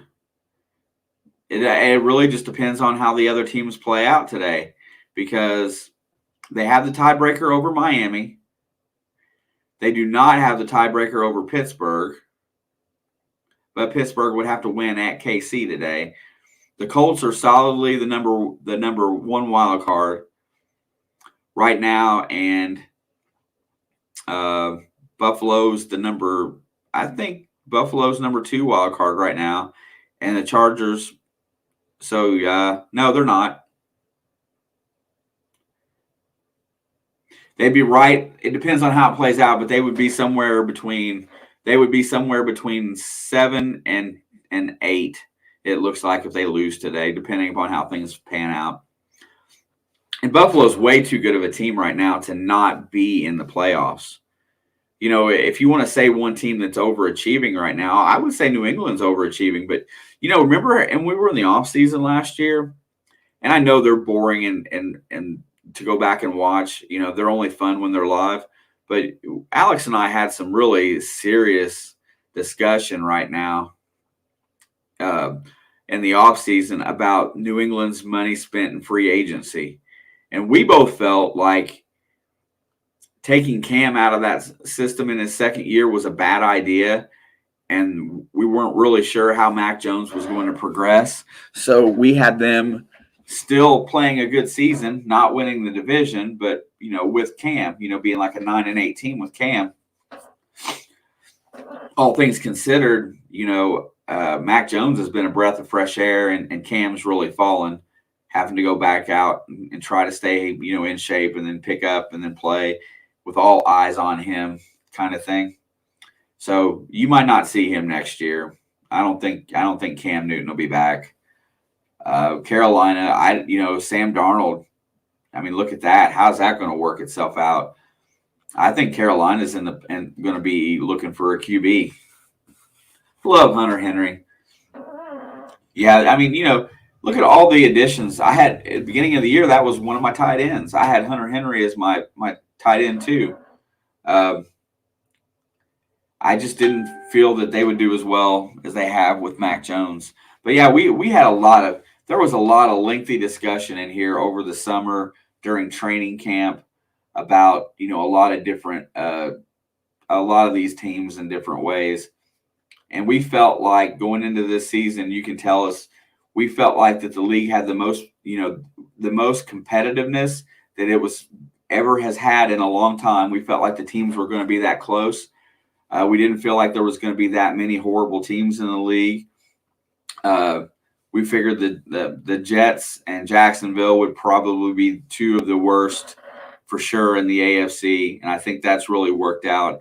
And then our NFC lines, we felt Detroit was going to struggle all year, and Detroit, and we thought we weren't sure if it was going to be Philadelphia or the Giants that really struggled. Oh yeah, Mac Jones looks really good though. He's fundamentally good to watch. And he comes from a coach that, honestly, Belichick knows how he was, taught. So I think Belichick's the X factor for every game, right? He's just a genius, a mad genius that puts in the work.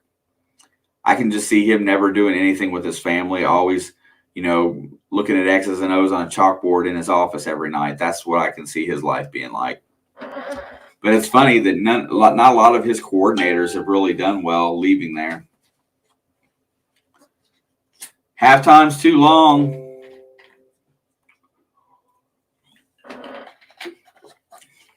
Let's go over and check out the poll. Let's close the poll down for the day. 34 votes today in the poll. Oh, I got to switch channels. Switch counts.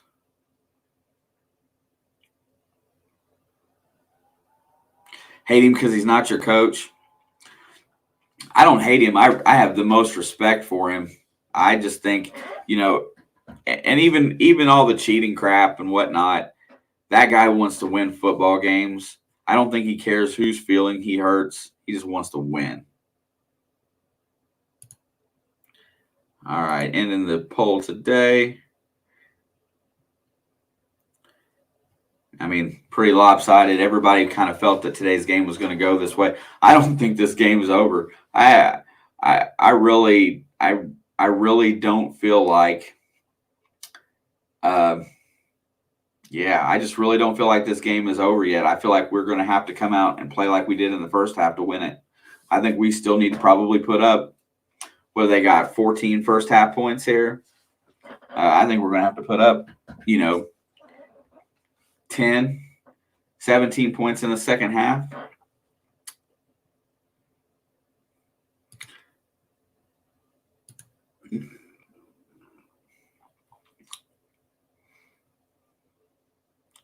Lions are losing again. This is not good. Dude, the Lions are playing with heart. There's not a lot of top-notch talent on that team, especially with the guys that are hurt. But there is definitely a lot of hurt and a belief in a system of coaching. First half stats, Bengals have 43 rushing yards, 290 through the air.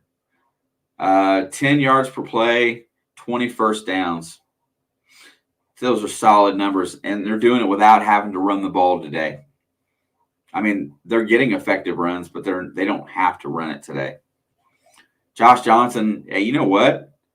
Josh Johnson could have took Baker Mayfield into Green Bay and won that, or could have took the Browns into Green Bay and won that game with his performance thus far.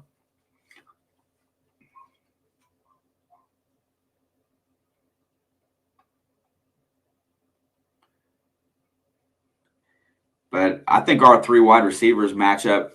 I think anybody in the league would take our three as opposed to their one superstar and two others. 299 passing yards in the first half is the most ever against Baltimore by any quarterback in the first half of a game. Not a Lions fan, but I love watching them. Dan Campbell has those guys playing hard every week. That's it, dude. That's exactly what it's about. And, playing hard and believing, not being shortcuts and lazy and that kind of thing, believing in a system, not having an ego in a system. That's what Belichick does. Belichick gets the most out of what talent he has. And that's what Dan Campbell's doing. I'm not saying that Dan Campbell's going to be Belichick as a coach, but he's getting the same kind of effort out of his players every week. And they're not supposed to be in most of these games, and they're playing competitive football. Give him another year under that offensive line, a few more solid draft picks, and I have a feeling that they're going to be real fun to watch next year. McPherson goes to kickoff, start the third quarter. They're going to run the ball back. He catches it at the 1. Comes up through the line and gets hit and taken down at the 25.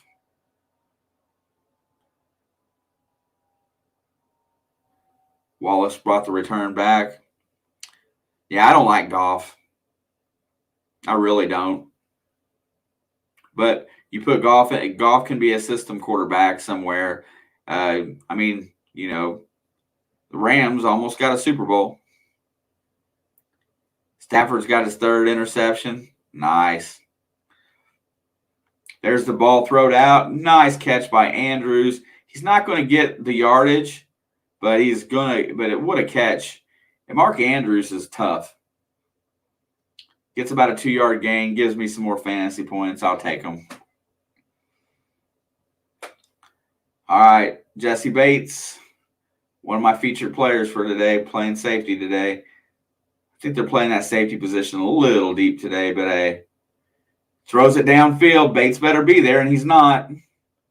Over Marquise Brown's head. It's going to be 3rd down and 6.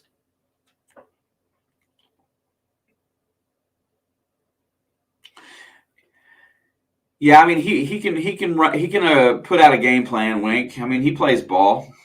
He's just I just don't think he's that. Minnesota scores, tightening that game up a little bit. All right, 3rd and 6. Johnson's in the under center, throws it out. It's going to be caught, and he's going to run out for a 1st down. Prochet's played a really good game for Baltimore today. Talk about a team that doesn't have a lot of talent at wide out. They've really got the most out of what they have. Sammy Watkins is still not playing today. He's pretty solid. That was about an 8-yard gain for Baltimore.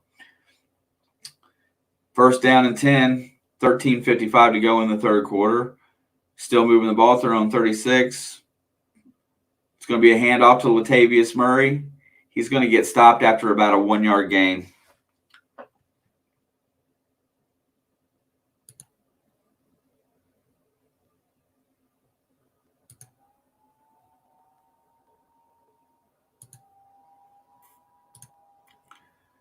Oh, let's see. Here we go.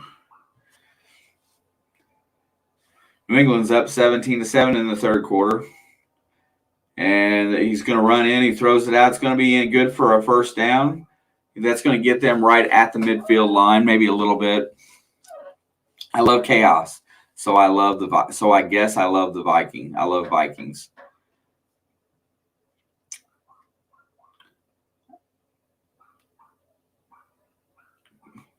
Kirk Cousins has the best agent in the NFL. He's still got one more. Dave's just a hater. He's still got one more year on his deal. What's the call here? False start on the offense. Every time they get moving, they have something stupid happen. Houston's back in front of the Chargers, if you didn't know, 17-15. Jets are up 4 on the Jags.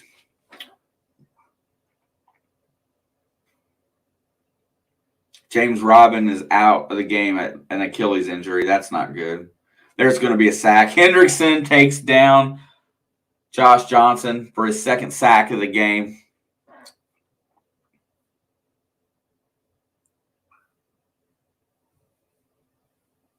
The Tank Bowl, yeah. Hendrickson makes the play. He's a stud. Number 1 reason this defense is super competitive this year right now. All right, 2nd down and 24. Back to throw. He throws it inside. It's going to be batted down. Well, not batted down. He gets knocked down. They keep going after Awuzie, and he's a pretty solid corner. Big stop right here for Cincinnati if they can get it. If they can get off the field and put up a touchdown, it might slow this game down. Longest streak with a half sack or better, Trey Hendrickson has got 11 straight games. Javon Curse is the record at 12. So one more half sack next week, and he will tie an NFL record. Tell me that guy ain't a stud. 3rd down and 24. We got 2 deep safeties back here. Everybody's falling back into coverage. Only going to rush 3. Oh, there's a fumble. And Brown, he's going to run for it, and he gets tackled. He picked up his own fumble, sprints out for about a 7-yard gain. It looks like they're going to have to punt. Jags and the Jets, the Tank Bowl. I'm trying to see how that ball got knocked loose. Of course, it was Hendrickson. Hendrickson couldn't reach him, but he reached out and slapped that ball.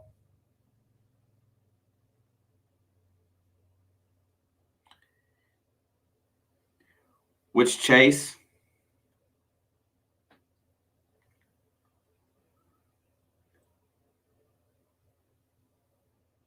There's the punt. It's going to be a fair caught at the 14.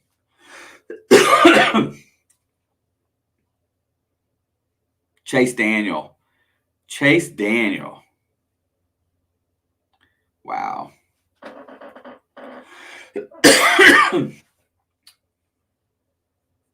That's right, Shelby. Spit out some of that Houday magic today. We need to start this half off with a touchdown. We need to not let off the gas pedal. Hey, speaking of, one of the other branch out channels that we have got going on over here, Shelby is running a card channel called Card Sharks. A little bit of love could always be had over there.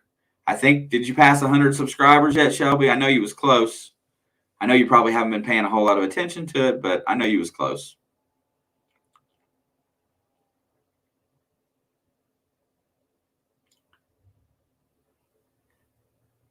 You sure Houday wasn't in Cincy before it was Houdat in New Orleans? You went to school with Chase Daniel? That's cool.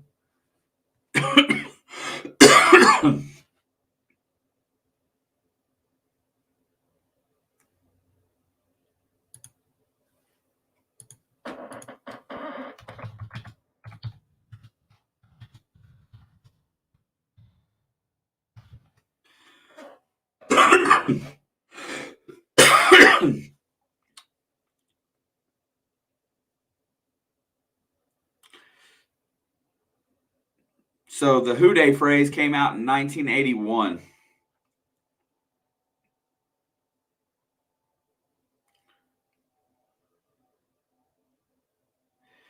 One side would chant Houday, and the other would say nobody.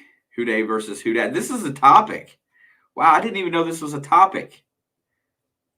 Hey, there's a correlation between the Saints. Oh, there's articles about this, Tim.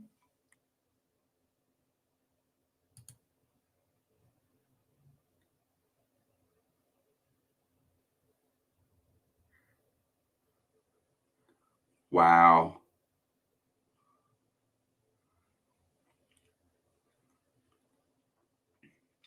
It's largely debated down south, Louisiana, what school it started at first. Most settled on Southern University in Baton Rouge in the late 1960s. There goes Mixon. He's going to scat forward for about a 4 or 5 yard gain. Commercials are going faster today. It's kind of nice. The first documented use of the chant by the Saints was 1972.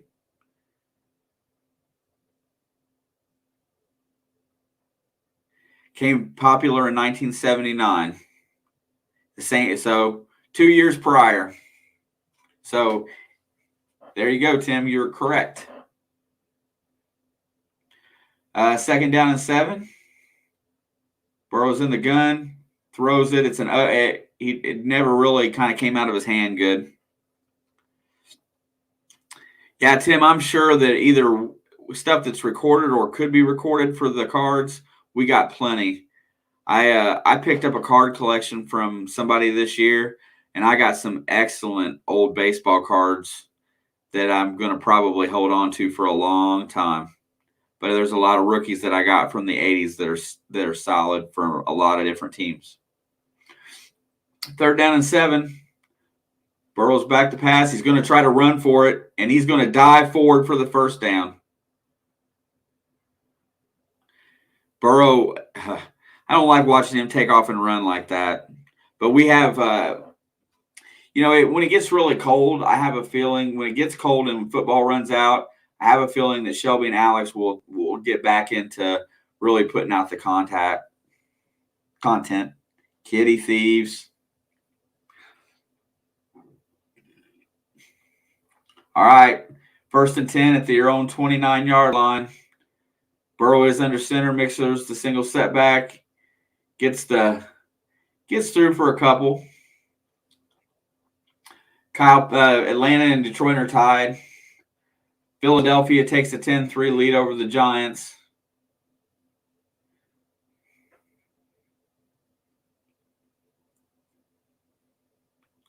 Saquon Barkley just doesn't look right yet either. Wow, Dave. You got some money, really, honestly. All right, 2nd down and 8. Let's stay out of 3rd and long here, Cincy. What do you say? Looks like they're going to blitz. And they get inside. Burrow dodges, gets it to Chase, who goes just past midfield. Buffalo is up 20-7 now, by the way.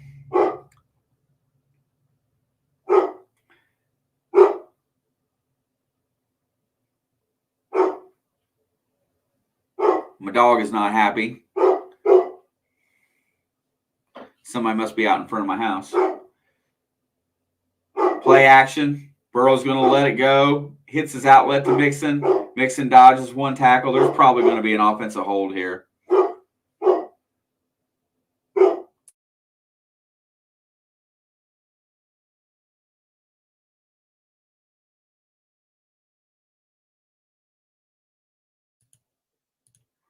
I'm not sure what he's barking out, but he's going nuts. My dad also had multiple Nolan Ryan rookies and Pete Rose rookies that were worth a lot. I got a couple really good Nolan Ryan cards. Loki's losing his business out there. Somebody's in front of my house, I guarantee it. Nobody comes to my door when a mastiff comes up to the door and slobbers on it, on the glass. My front door is made out of glass. And there's the outlet to Mixon again. Mixon's going to get tackled after about a 3-yard gain.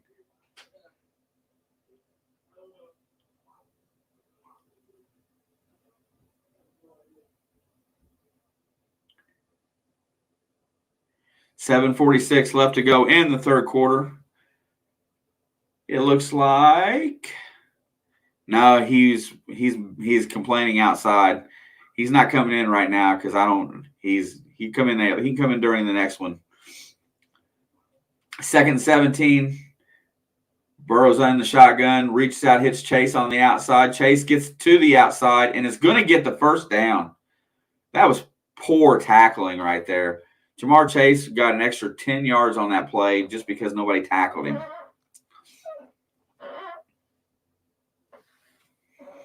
Burrow got rid of the ball quick. Chase makes a quick move, stiff arm, and Seymour just goes with him.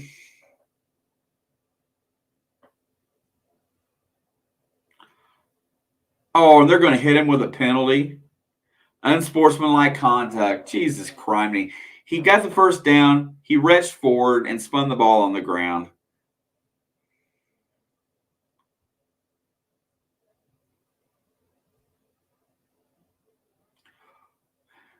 Are you serious?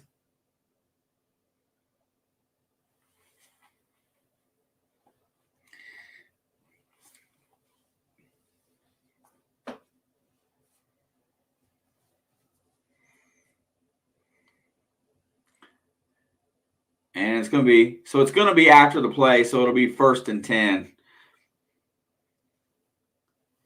Yeah, and you know what? That's it. Trying to burn that clock down. That's the main thing.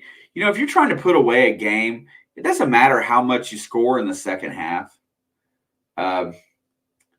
It's how you use the clock. Punt return TD for the Rams. That sounds like an interesting game. Burrow's under center, 2nd down and 8.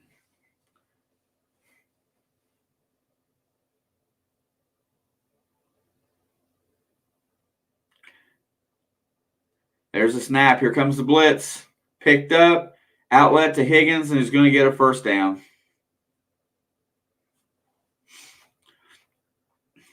Higgins is so big. I went to someone's door one time. They had a Great Dane. I am not afraid of any kind of dog, but when there was a surprise house cow, I got a little spooked. They had a cow in the house? Holy smokes. Can't imagine. I can't imagine that thing was potty trained. There goes Mixon on the run. He's going to spurt through for a couple more.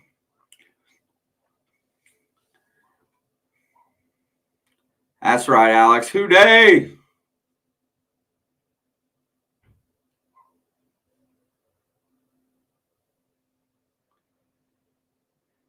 Teams led by Kirk Cousins have never been over 500. I think that Minnesota had that 1 year, but I think he wasn't quarterback in that team. Trying to remember who it was. Second down and 8. Outlet pass to Piron. He's going to go forward and get knocked out of bounds after about a 3-yard gain. Looks like it's going to be third down and about 6, 5, 4, somewhere around there. Case Keenum, that's it. Who probably should be starting for the Browns right now.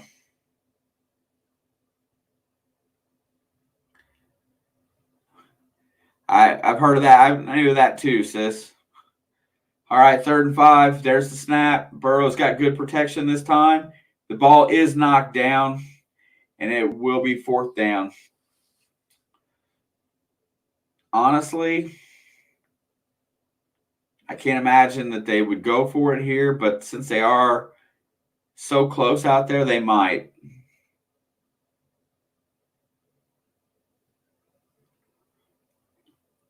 Yes, it looks like they are going to go for it. They're going to look to just kind of put their foot on their throat here a little bit. 4th and 5 from. Oh, I would kick the field goal here. I'd let him try a 60-yarder. There's the play. Burrow gets it in the shotgun, steps up, throws it. It's going to be completed. T. Higgins steps the tackle and goes out at about the 24-yard line. That's it, boys. Keep your foot on their throat.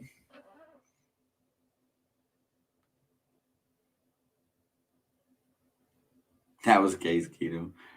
No, there was looked like a cow, black and white Great Dane. There was good protection there. Our offensive line, may have given up a bunch of sacks this year, but Burrow is not getting hit like he was last year. All right, it's going to be 1st and 10. Let's see if we can punch it in for a score here. Burn up some clock from the 25. Hand off to Mixon, bust through the hole. He's going to run forward for a gain of 8.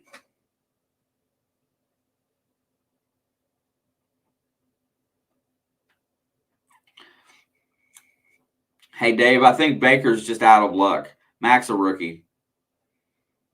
Baker's used up his play of luck. There you go, Dave. Absolutely. We got T. Higgins in the 2nd round. Just remember that. That was right after you all drafted Love. Play action. Outlet to Uzama, and he's going to get the 1st down.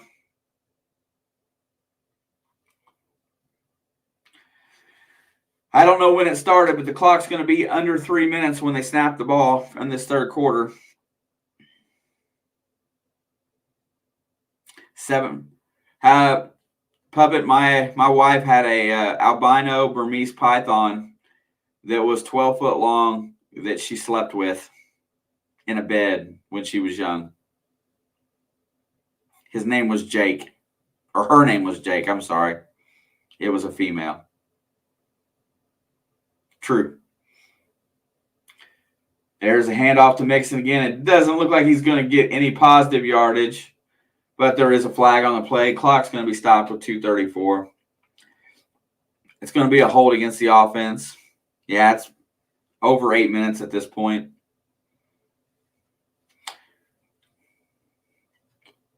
This possession is about 50% of what some teams get in a game. Texans are beating the Chargers 24-15. That's really good news, actually, for a lot of us. Chargers being knocked down a notch really helps if we somehow lose an extra game going forward.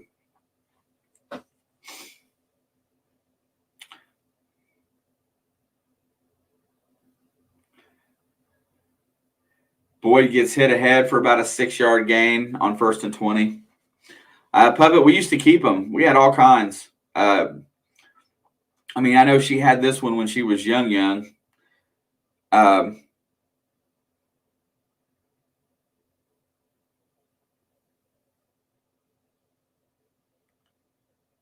Yeah, I don't know why they didn't pick Higgins. If you would have watched his year in college that year, Dave, Higgins was a stud. Yeah, I'm surprised. That was the pick that I was really surprised that was still available for us in the second.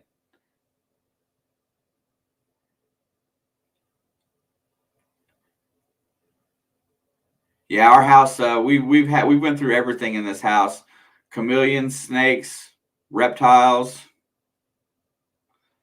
all different kinds of reptiles. I had what was he called? A blood python. This little got up to about 6 foot long total. It was a water python, and he was the nastiest, angriest snake I've ever had. Also, my daughter had a Bengal. It was the technical breed for it. It's a cross between an Egyptian Mao and an Asian tree leopard. Yeah, I think so too, Tim. This cat was huge, and she saved up the money and bought it because she wanted it. He was better than a dog. No tarantulas, dude. We're not spider people. It's 4th down and 13. McPherson's gonna get a field goal attempt here. Give me some more fantasy points. They drove the clock down to 44 seconds. Snap was high, but the kick is way good. No tarantulas, bro. Yeah, Pharaoh was bigger than most little dogs.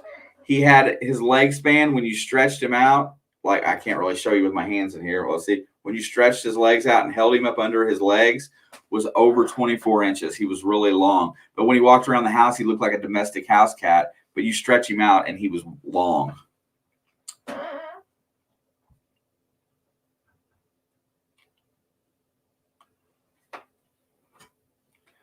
Herbert's not having a good game today. I've only got 5 fantasy points there. Of course, I could have Matthew Stafford and have -3. Jonathan Taylor only nailed me 10 points last night. No touchdowns. Kind of hurt. Keenan Allen's only got 4.2. I need Mark Andrews to do something here. Get a couple catches in here. Maybe a TD would be fine. Hate to say that, but Also one of those huge lizards, but I don't have the space. Best lizard to have was what was he called? Mushu, Alex. What was he?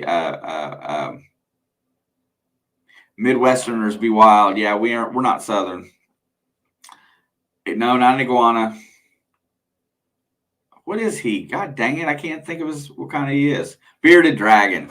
There you go. If you want to have a good starter reptile that's easy to care for and fun, bearded dragons. Screw a tegu.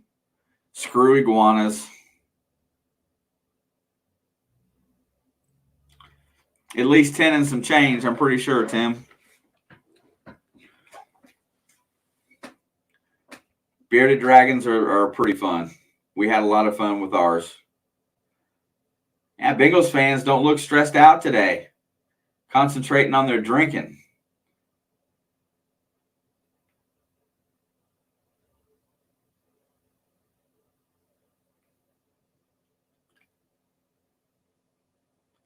Alex, I see some really good hoodies in this game and Bengals gear that they probably have at the stadium. So I'm probably going to lose some money next week.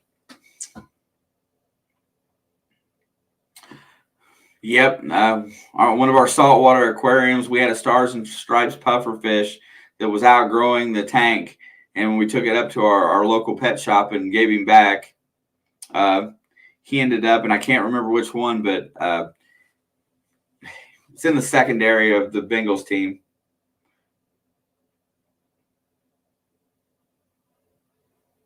Oh, that's going to be a penalty. McPherson's kick didn't make it into the end zone. So they're going to get the ball up to 35. Man, I tell you what, this next week's going to be really strange because we're going to have college basketball. We'll have a college football game, hopefully too. May call the college national championship game regardless of who's in it, just because it's such a big event and exciting just to see if anybody wants to watch or wants to hang out with us. Probably, unless Cincinnati wins, I kind of doubt it.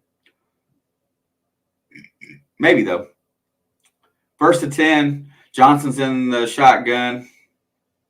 We're going to send 4 down linemen into rush, drop everybody else in coverage. There's pressure. He gets hit, has to throw it out of bounds. Barrios for the Jet just took a 103-yard kickoff return for a touchdown at some point in that game. New England just scored another touchdown, cut that lead to 20-14. They're on the comeback. Bucks just scored again. Tampa Bay's up 28-6. This game's pretty well done.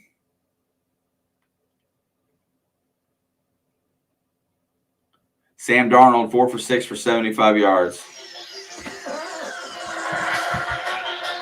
Good completion over the middle.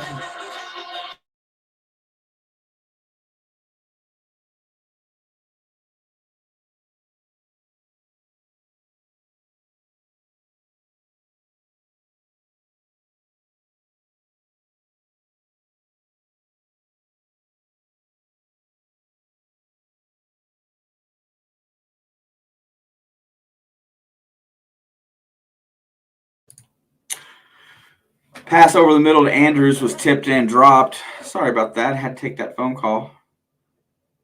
Just about I got control of it. It was a little high.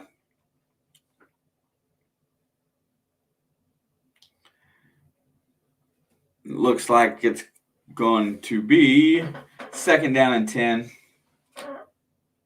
5 seconds left in the third quarter. There's another deep ball down the field to Andrews, and that's a catch. Mark Andrews is a stud.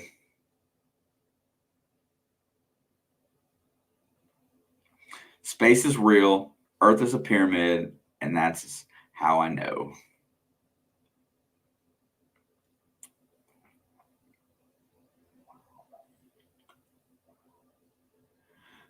Pretty sure that's a catch. They might be looking at it since they keep showing the replay. And there's a flag at the end of the play. I'm not sure what that is.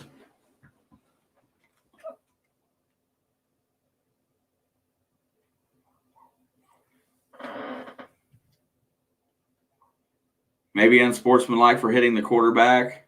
I don't know.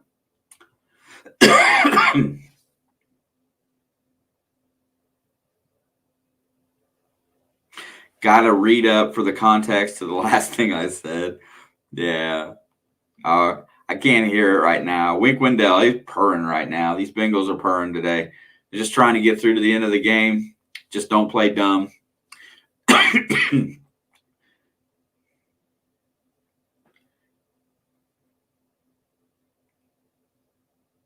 Shared just a little with the Jacksonville Kitties, too. Heck yeah, just a little.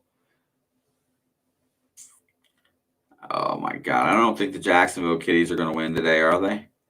Let's see. Just some quick updates. Detroit looks like they're in the red zone. Of course, my scoreboard up top here is a little behind. Let's do this again. Yeah, Atlanta's got a 7-point lead over Detroit. Rams are up 7 over Minnesota with the ball. Buffalo's up 6 with the ball over New England. Jets are up a point over Jacksonville in the fourth quarter. And Eagles are threatening to score again. Eagles were the lock of the day, honestly. Houston's in the red zone again. Another score here would be at probably the end of the road for the Chargers today. That would be absolutely huge. Stephon Diggs is hurt. God dang it. Jellica Anna, how are you doing, sweetheart? Nice to see you today. Merry Christmas to you and your family. I hope all is well, and I hope you got all your stuff situated. Yeah, right. Only need them to win by 1.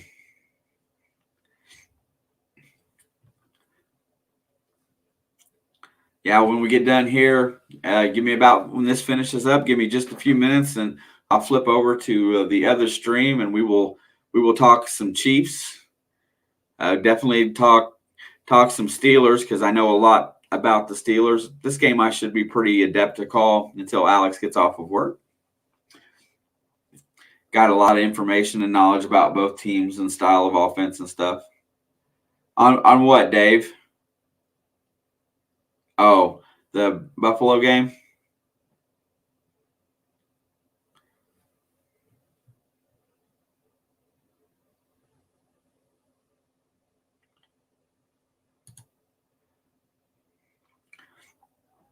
Yeah, I'm really I want to see. Looks like Houston got a field goal there. Oh man, I'd like to have some cheesecake. Oh, that cheesecake that you got from your boss. Yeah. There goes. He throws it on a back foot throw, and that's going to be a touchdown to Mark Andrews. Pad my fantasy league today. Not that I wanted to see. Not that I wanted to. Oh, there's a flag. Take that thing back. I'd rather him just get beat like a drum. Looks like it's going to be a defensive penalty the way they're pointing.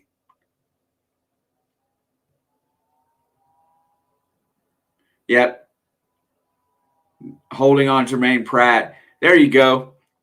Okay. So Pratt held Andrews before he got that touchdown pass. No big deal. That's going to score. But here's what I'm talking about right there. That's the same type of play. I mean, it's a different route being run, but that's the same play. Whatever you want to call it. It's the same result. It's not the same result. It's the same type of play that, Baker threw that interception on last night, right? But there you go. There's the offensive player that was not about to be denied, ended up with the ball and scored the touchdown, whereas the Cleveland receiver threw his hands up and cried over the hold. You see the difference there? Mark Andrews, pro, Cleveland player, cried, that type of thing. Yeah, he was held. He didn't bitch about it. He still went after the football. And that Cleveland player could have broke up that play or knocked that ball down himself and didn't. So that's why I don't feel sorry for him on that no call on that penalty.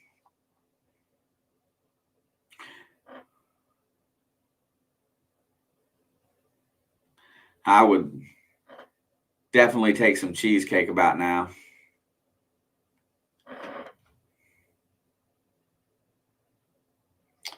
Oh, man, this will be it for me today. After the first early games, I only got 2 players tonight. I got CeeDee Lamb and the Seattle defense and special teams. But see what I'm saying? I mean, that's what happens. Good players, they may ask for the flag after the play is done, but you got to play the play all the way through. And the fact that he gave up on the ball might be more the reason why it got intercepted to begin with. I don't know. You see things like that on teams, and you don't see. I would take some tears from. We had a Steelers fan in here earlier, Boo.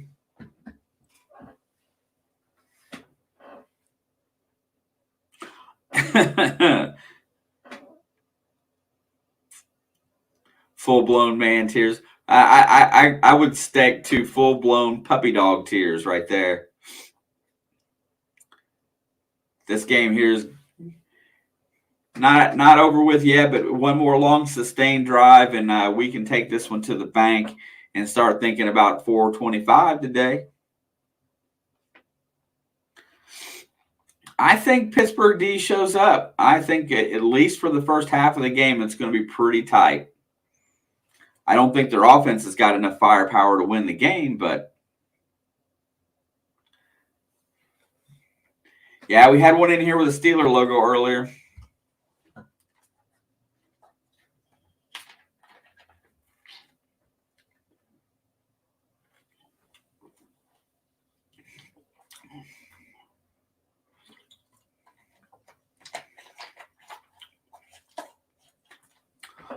I don't know why this play is still under review.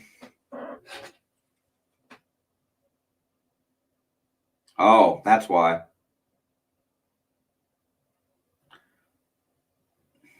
It's Teddy. Eagles got an easy one today, honestly, Nathan. You don't have to think about that one too hard. Extra point, Tucker solid. 34-21 with 14:55 to go. It's still a 2-score game, so you have to perform here.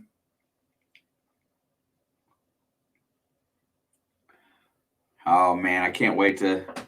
Here we go with some more commercials here. Yeah, Eagles got it easy today. Giants basically called it in for the year. They're playing for draft choice, honestly. And I don't know who they play the next 2 weeks, but if you were looking to make a bet against the Giants. Jake Fromm, since State Farm is not doing well. That's pretty funny. Here we go, another stupid Baker Mayfield commercial. And then you have to go in and taint Alice Cooper with a Baker Mayfield commercial.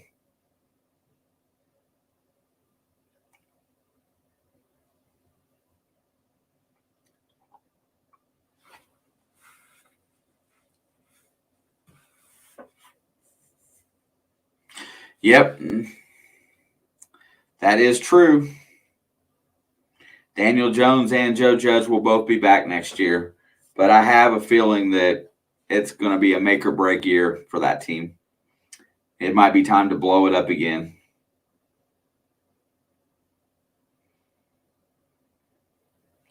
Yeah, I don't think they intend on it. I just think it kind of gets at a certain point, the coach just says, okay, we're going to back off here.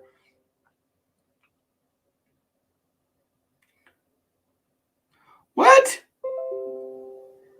Oh, blasphemy. I better be sarcasm.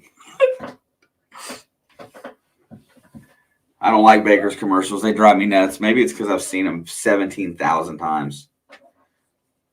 Yeah, who's a better actor, Baker Mayfield or Aaron Rodgers?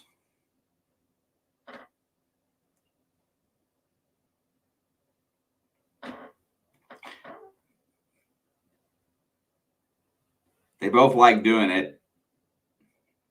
Only one comes back and plays football better or well.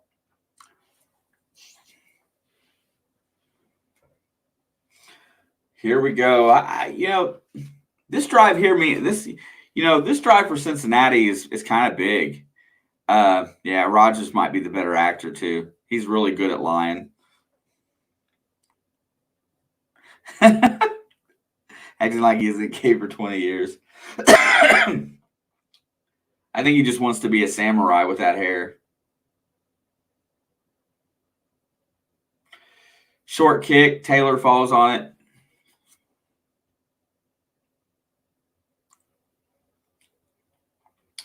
So I think this is big. I think Cincinnati needs to go down here and finish this game off. They should not leave any windows open.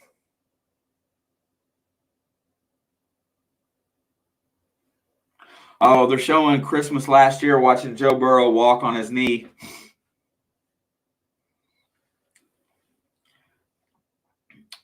I want to see him run the ball effectively for about 60 yards, but they're going to throw it.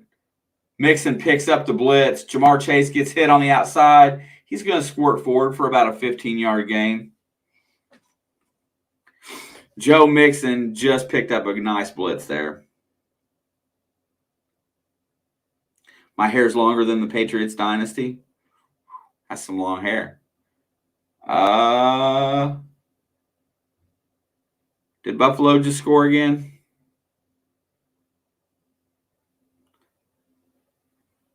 Burrow's back to throw. He throws it again in the middle for Higgins. Another 12, 14-yard gain. Miss Alex used to have, you guys used to have some beautiful long blonde hair. I mean, she had some long hair.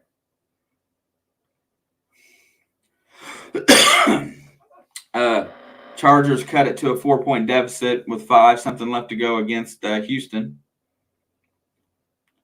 Burrow's got 398 yards today, 3 touchdowns.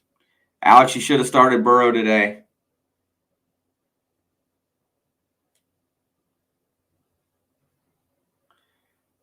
Burrow outlets to Mixon. Mixon dodges the tackle and gets back to the line of scrimmage.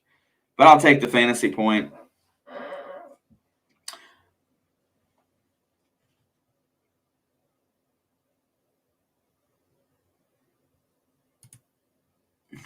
3:36 left to go in the game or 2:38 left to go in the game at Detroit and Atlanta. Detroit has the ball. Rams are up 2 touchdowns.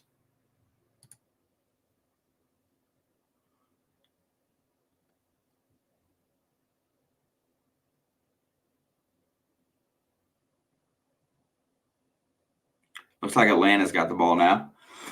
Outlet pass to Tyler Boyd, who's going to squirt forward for another first down. About a 14-yard gain.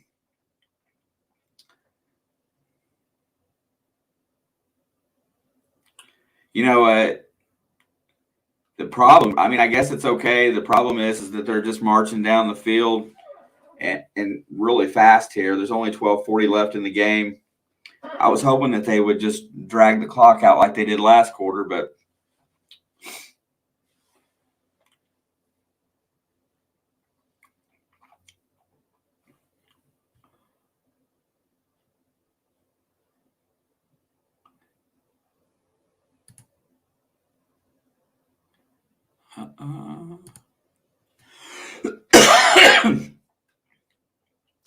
Buffalo's closing in on a win. They got a 12-point lead with 11:42 to go.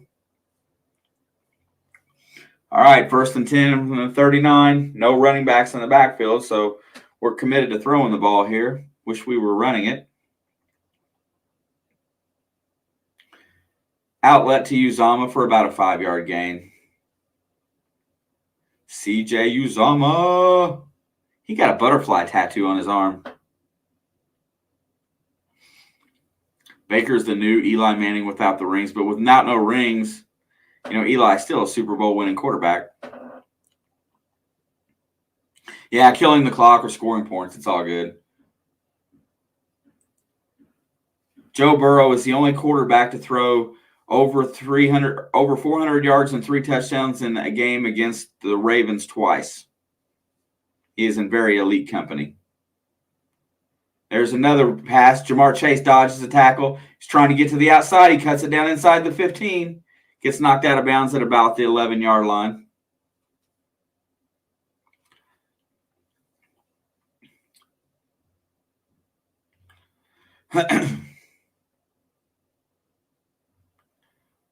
Dude, he threw it over the middle and he just stepped it. Yep. Texans are about to choke the Chargers. Truthfully, I would love to have a rematch with the Chargers. I think Baker's problem is he's too emotional. A lot of these quarterbacks are just even keeled. You don't ever see them up too high or too low. Zach Taylor calls a timeout from the sideline.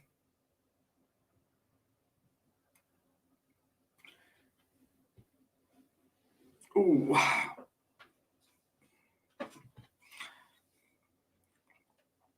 I think Baker Mayfield lets his emotions get the best of him. He's way too emotional.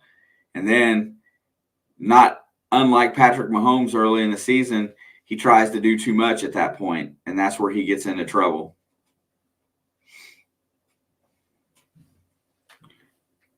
I mean, you can have an all-pro best quarterback in the league, but if you don't play well in all 3 phases of the game, hard to win Super Bowls.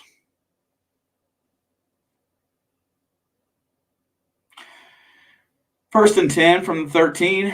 Burrow in the gun. Outlet pass to Uzama. He sidesteps the tackle, gets knocked down at about the 10. Call it at the 11. He's just a sober Johnny Manziel. That's pretty funny.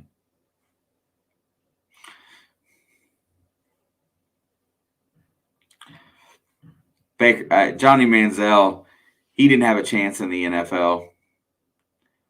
I don't know why you would draft that guy in the first round. 2nd down and 7. Burrow was 7 for 7 on this drive for 68 yards. There's the pass into the end zone. T. Higgins with another touchdown. No penalty flags. Going to put up the 41 that I asked for.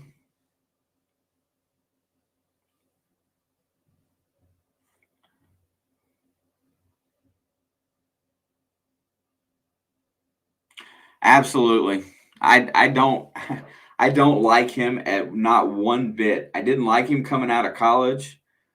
I figured he would end up in Cleveland, and I I don't know what it is. There's something about the way he looks that I don't like, and I hate to say that, but it's true. But I don't like the way he. Only thing I like about his game is his competitiveness. But I think he's too emotional. I don't know. I just don't like him. I don't mind Cleveland losing games, but I just I don't know. He's just not my cup of tea. If he was on my team, I probably wouldn't watch. I like guys that go out and I like the guys that go out and put up the numbers. They own what they do wrong. They improve. All right, Jake, that's the play right there. Cash money on Burrow today. Honestly, I think Burrow needs to be out of the game by now, but hey, that's not my call.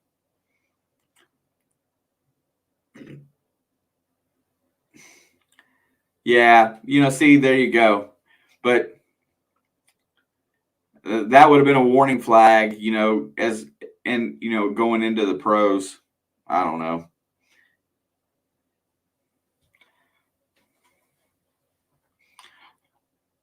I like the guys that are pretty even keeled. I like the guys that are cold and very meticulous about their craft. I just think that that's the way that the quarterback should be played.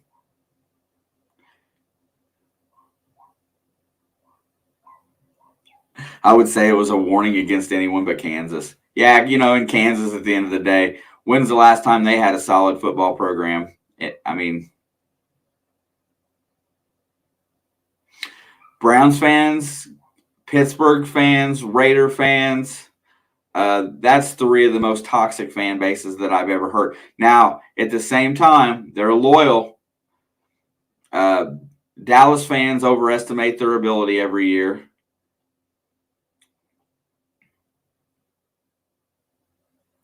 2007.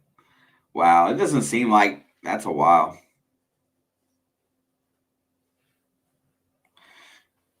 Yeah,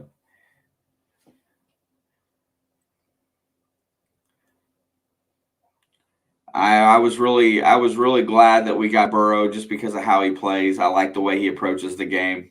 He's quiet. I like Mac Jones because of the way he approaches the game.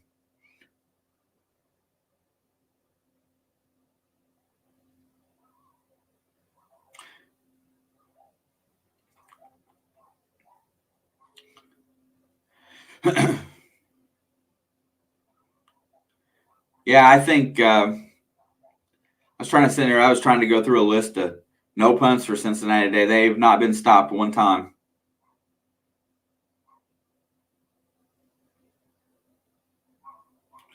All right, 41-21. Hey, Baltimore did score more points today than they did against the Bengals at home.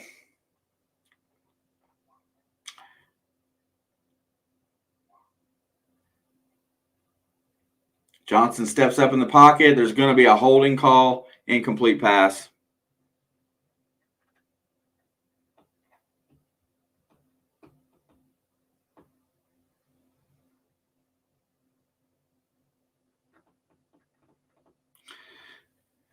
So the game's still 26-14, Dave, if I got that one right. Herbert Herbert and Burrow are going to be the staples of the AFC for a few years to come. And I don't think, along with Mahomes and Allen, I think those four names are going to reign supreme.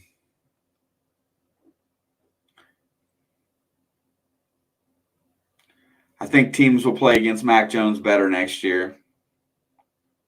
And there's a completed pass. He's not going to get enough for the first down, but he's going to get a bunch of that penalty yardage back. Looks like it's going to be second and less than 10 now, at least, probably about 7. Rams are up 7 with 7 minutes to go. Matthew Stafford, 18 for 34, 147, a touchdown and 3 interceptions. Sony Michel's got 115 yards rushing plus a TD. Cooper Kupp has only got 7 receptions for 59 yards. That streak's looking to get busted. That is going to be short of the first down. Devontae Freeman catches the ball, gets about 3 yards.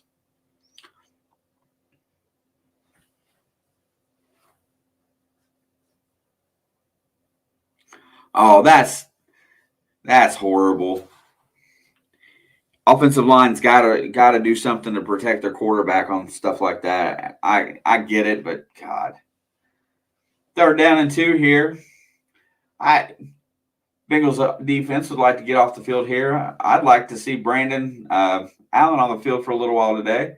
He's going to hand it off. No, it's going to be a quarterback draw, and he is going to get smoked. At the line of scrimmage, second effort is short. It's going to be 4th down. It's 8:39 left to go. I think they're going to leave him on the field and go for it here. Touchdown New England, you think? Yeah, that game will probably come down to the last play.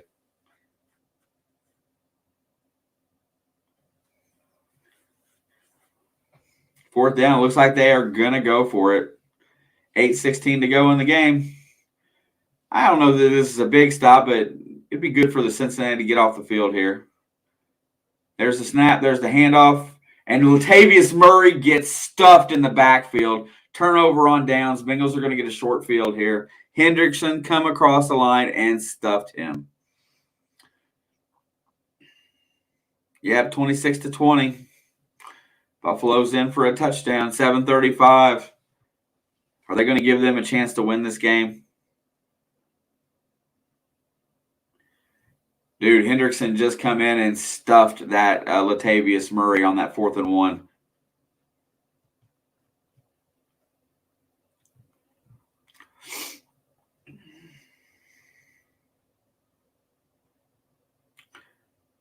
Looks like they counted that, right? Oh, yeah, that's 41. You know, I would definitely get away from all my starters here. Anybody that needs reps going forward that might have to play for you should be in the game for the final 8 minutes of this, and definitely sit your quarterback down. I don't think he needs any more yards today.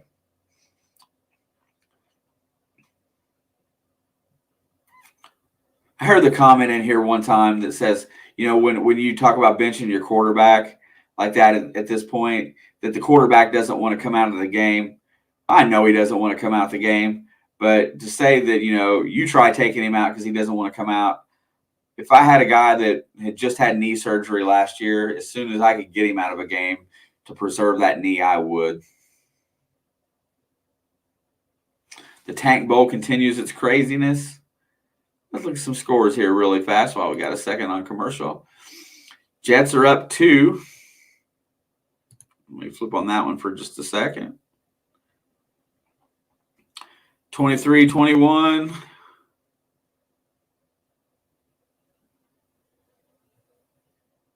It's going to come down to the very end. Let's see. Atlanta gets the win over Detroit at home today. The Rams are in the red zone with 3:58 to go in the game.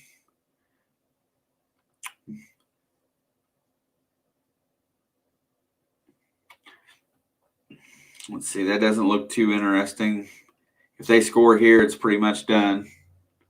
Any kind of score. So New England just scored. Buffalo's up 5 with 7:35 to go. We're back from commercial. Philadelphia's up 21-3. And Tampa Bay, wherever they went. Houston's got that game wrapped up 34-23 for the most part. And Tampa Bay's 29-6. All right, let's see. It better not be Burrow. It is. And he gets that's it. You leave your starting quarterback in time of the game, and in the first play, he gets sacked. If he gets hurt, so help me God.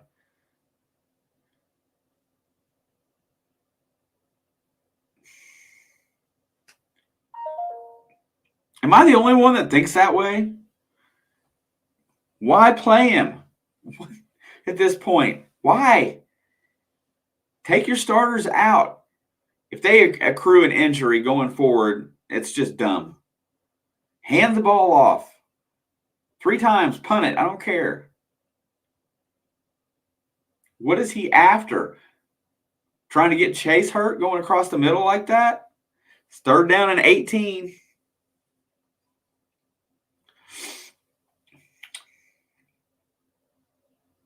I'm just perplexed. Why would you leave him in the game? Yeah. Why is he letting him throw the ball? Is he just calling the plays that he wants to play? Yeah. Well, I mean, what the hell? I know, because I don't want to see my guy hurt, right? We've got 2 more weeks of tough football left. Tampa Bay just added a field goal. Not that it matters. T. Higgins just gets another 1st down by hard running. But yeah, see, I don't understand. That's not the way I would be getting guys reps, especially in COVID era where you don't know who's going to have to play next week. The guys that are the last 10 on my roster would be out there playing right now. Oh, wow. Allen just about gave the Pats the ball back. We talk about a guy that when he's good, he's good. When he's on, when he's off, he's off. All right, it's 1st down and 10. Joe Burrow's going to get his knee broke if they leave him out there. Throws it, rolls out of a sack and gets sacked again. Take him out of the flipping game. Jesus Christ, what is wrong with you, Zach Taylor?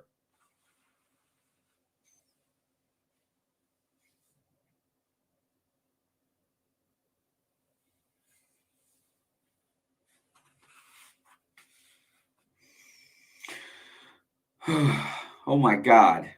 What in the ever-loving...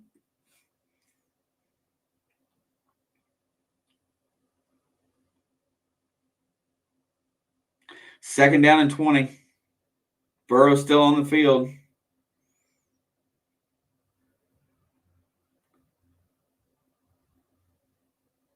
Almost sacked again. Lets it fly down the field.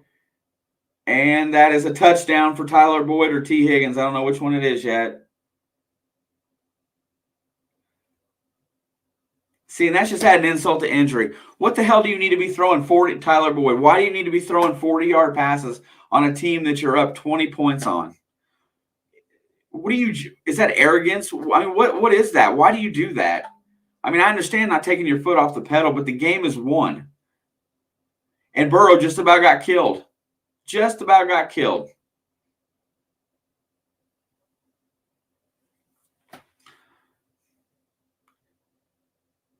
Yes, Wink. Yes. You know, you got guys on the field. Uh-oh. Wait a minute. He might not have caught that ball. Hold on.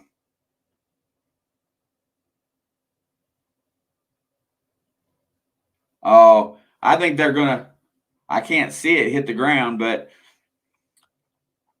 down by contact, I think that's still a touchdown. Oh, but he did drop it after the fact.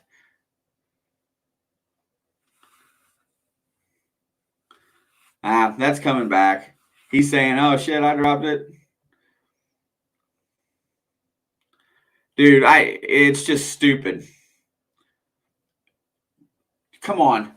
You're going to tell me that organizationally that there's not somebody sitting in a higher position than head coach, whatever you want to call it, owner, GM, somebody upstairs.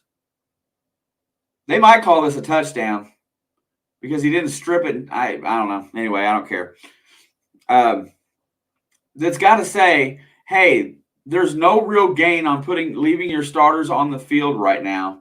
Why would you do it? Great camera angles can get us to the conclusion, which is an incomplete pass here, guys. It's amazing. You get all these different angles. You think they're probably going to call it incomplete. Or at least Gene Steratore thinks so. And that guy's usually pretty smart. But then again, officials, you know, you got a rules analyst that is smart as heck, and they usually contradict him. Hey, look, I just got the notification for the next game. Woohoo!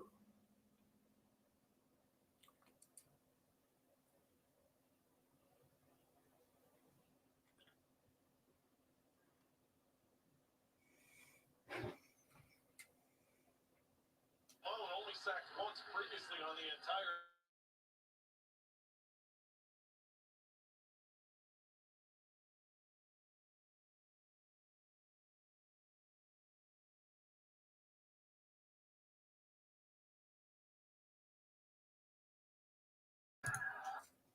They took the completion away. Now they're finally talking. They're talking. Now the commentators have just started discussing the fact that he's dropped back and through the last 14 times. This is some kind of an ego thing here. I don't know what it's about, and I don't know why you do it. I mean, you should run the clock out. That's what you should be trying to do right here. Is there any other gain right now?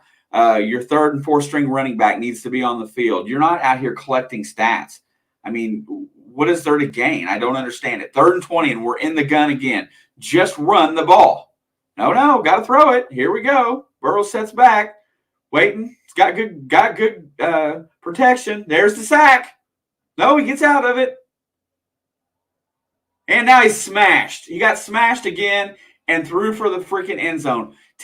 Get him off the damn field. It's going to be a late hit on the quarterback. Wait and see. Oh, my God. Why could this game be perfect the whole way through, and now I'm ticked off? I cannot believe how mad I am. It's going to be a legal man downfield. It's going to be declined. It's going to be 4th down. They're going to – Jiminy Christmas. I would love to be able to ask questions after the game. I would love to figure out and ask Zach Taylor what in the hell was he thinking by leaving him on the field to take these hits. He's taken 4 hits on this drive that he should never have had to take.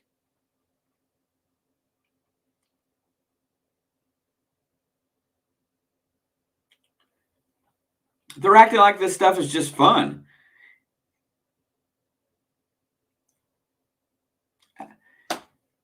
I got you.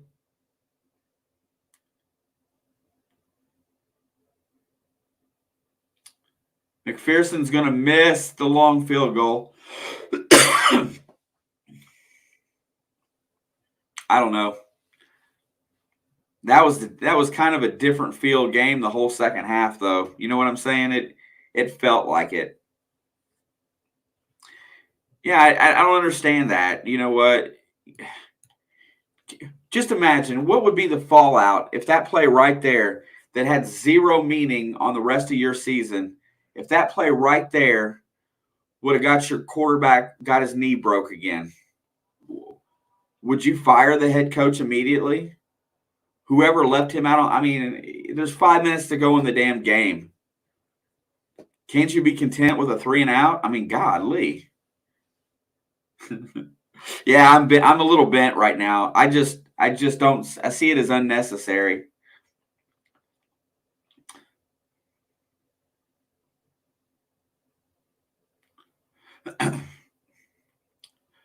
Baltimore throws for about a 6-yard completion on 1st down. This Prochet's had a really good game today. 30-23 with 2 minutes to go left in the Rams game.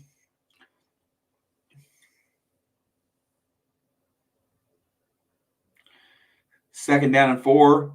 Gets the completion over the middle. Let that clock run, guys. Texans beat the Chargers. That really messes up the AFC wildcard stuff. Knocks them down a notch. Them and the Ravens are going to be fighting. There's another completion over the middle. They're playing a very deep zone right now, not trying to give up much. Just think of how much time they could have ran off the clock if they would have just ran the ball there, like they did the drive in the 3rd quarter.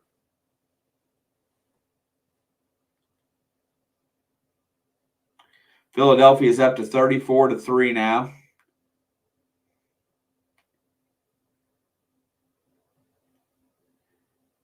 Johnson lets go another short pass to Brown, who falls down after a 5-yard gain. Chargers had a touchdown late in that game, by the way.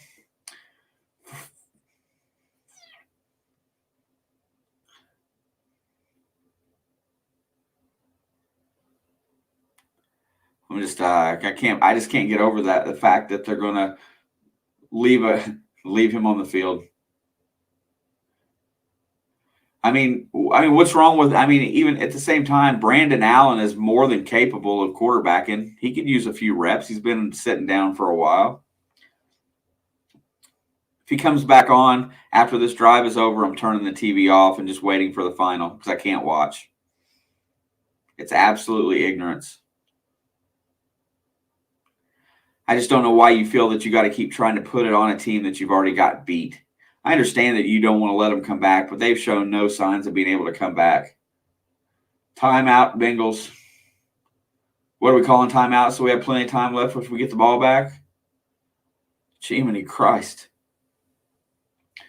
Not to mention, we play Kansas City and Cleveland the next 2 weeks. Cleveland, historically, we don't win there. And Kansas City, I don't really want to play right now. This 9th win, looky here. Baltimore's got to play the Rams next week. I'll probably pick them in that game. And then they finish with Pittsburgh. Bengals got to have one more win, I'm telling you. Johnson throws a pick. Von Bell gets it. He gets back to the 35, to the 40, 38. I'm telling you. I'm going to lose it. And I'm not going to turn it off. I'm going to watch, but I just don't understand. You're not playing for the day. You're playing for the season.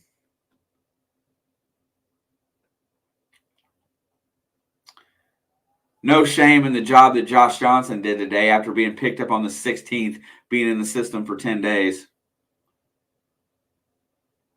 Von Bell read the play, playing safety. See, I like it when Cincinnati pulls out of that deep safety play and they suck it up into that 8 to 10 yard range where they play their safeties, maybe 15.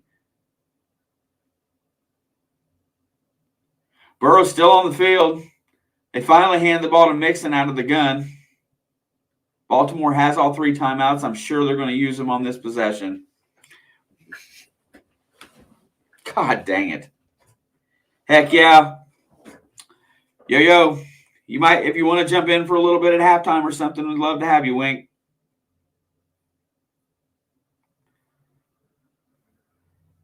Yeah, I'm on for a good minute today.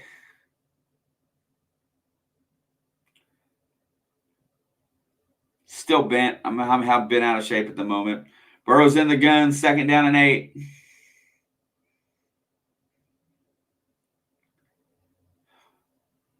Burrow's going to throw the ball to Drew Sample out on the edge. It's going to get about 5 yards. Baltimore's conceded the game, right? They're not even using their timeouts. Harbaugh sees no purpose in it.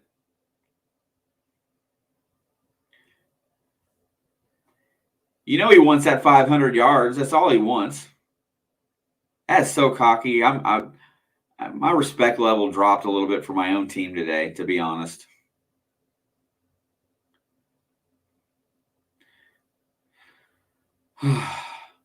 Here we go. 2-minute warning.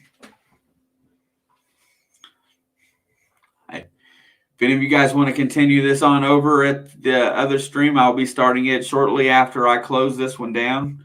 We're not going to stay on long after this because I think I got it set up at I saw the notification come through. Alex set it for me today. Let's see. I'm on the wrong one.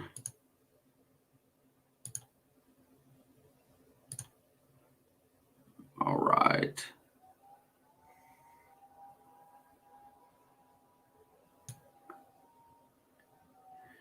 Uh, 9 minutes ago, 21 minutes from now. So probably right at about 4:20. We'll take a bathroom break and get myself ready to rock. I don't think I got any food to eat right now, so I'll have to go to the store here after a while. In between, when Alex gets home, But yeah, you're gonna see us split a game. I'll be here until she gets home from work, and then she will take on and carry us through the nightcap tonight. I hope everybody comes back. Wink, I love your conversation. I know you're gone, but you definitely make me happy having somebody to talk to. You and Dave both really blow it out of the water. And then Kathy sits back and she gets her little Snickers in every once in a while. And Jake always likes to play devil's advocate, and I love that too. But it's been a great group today.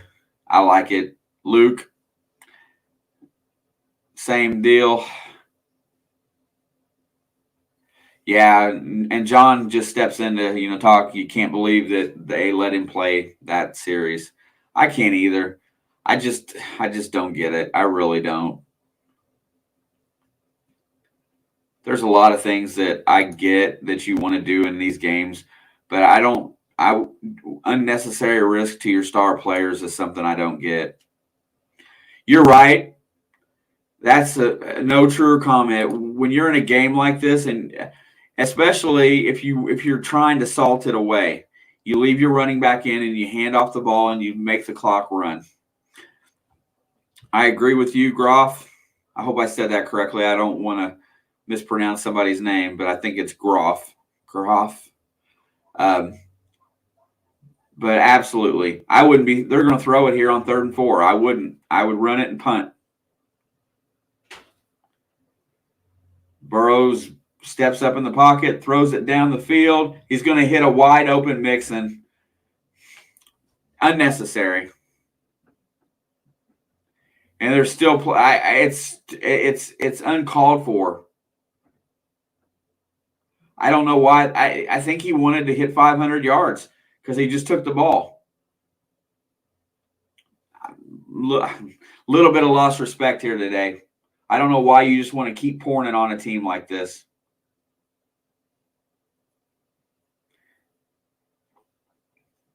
Let the clock run out. Take 3 knees. If they don't take 3 knees,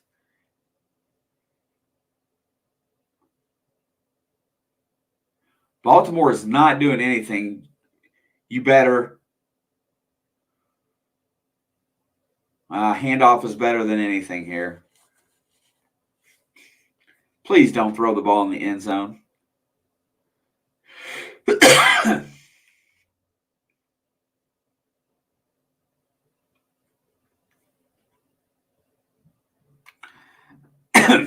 I don't know. It's sportsmanship. I mean, I don't see where this is at all necessary. You better run. You better take a knee. Thank you. Finally.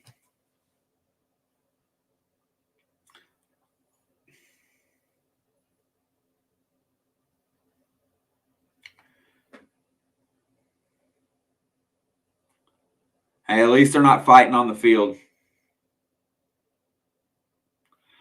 All right, get this game over with. Last 8 minutes of this game, last 8 minutes of this game, I'm totally disappointed in. It was all really unnecessary. I know that bad things happen sometimes, but you got a quarterback that had to have his knee completely reconstructed last year, and he really did. At having a 20-point lead, I don't think he needed to play. I don't understand the logic in it. I'm sure that question will get asked after the game. I'm positive it will get asked. Yeah, no doubt, Dave. Harbaugh will remember this. You're absolutely right. Harbaugh, and he's going to use this to motivate his guys the next time we play. So they may not get the revenge this year, but next year that will be a topic, bro. Absolutely. Completely, wholeheartedly. I mean, there was no need to do some of that stuff there. Just put your backups in and run the ball 3 and out punt. I don't care. If they score a touchdown and you have to burn a little bit more clock, throw the ball 1 or 2 times, but just keep running it. He had no trouble moving the ball. Bills are up 12, and they're sending me over. Mac Jones is still trying to win this game. Nobody seems to be in a hurry, the officials included, to get the ball set and let him have it go. But anyway, I'm totally disappointed in that. I'm not disappointed that we won the game. I wanted to dominate the game, but I don't like unsportsmanlike play. And to me, that's just trying to add insult to injury.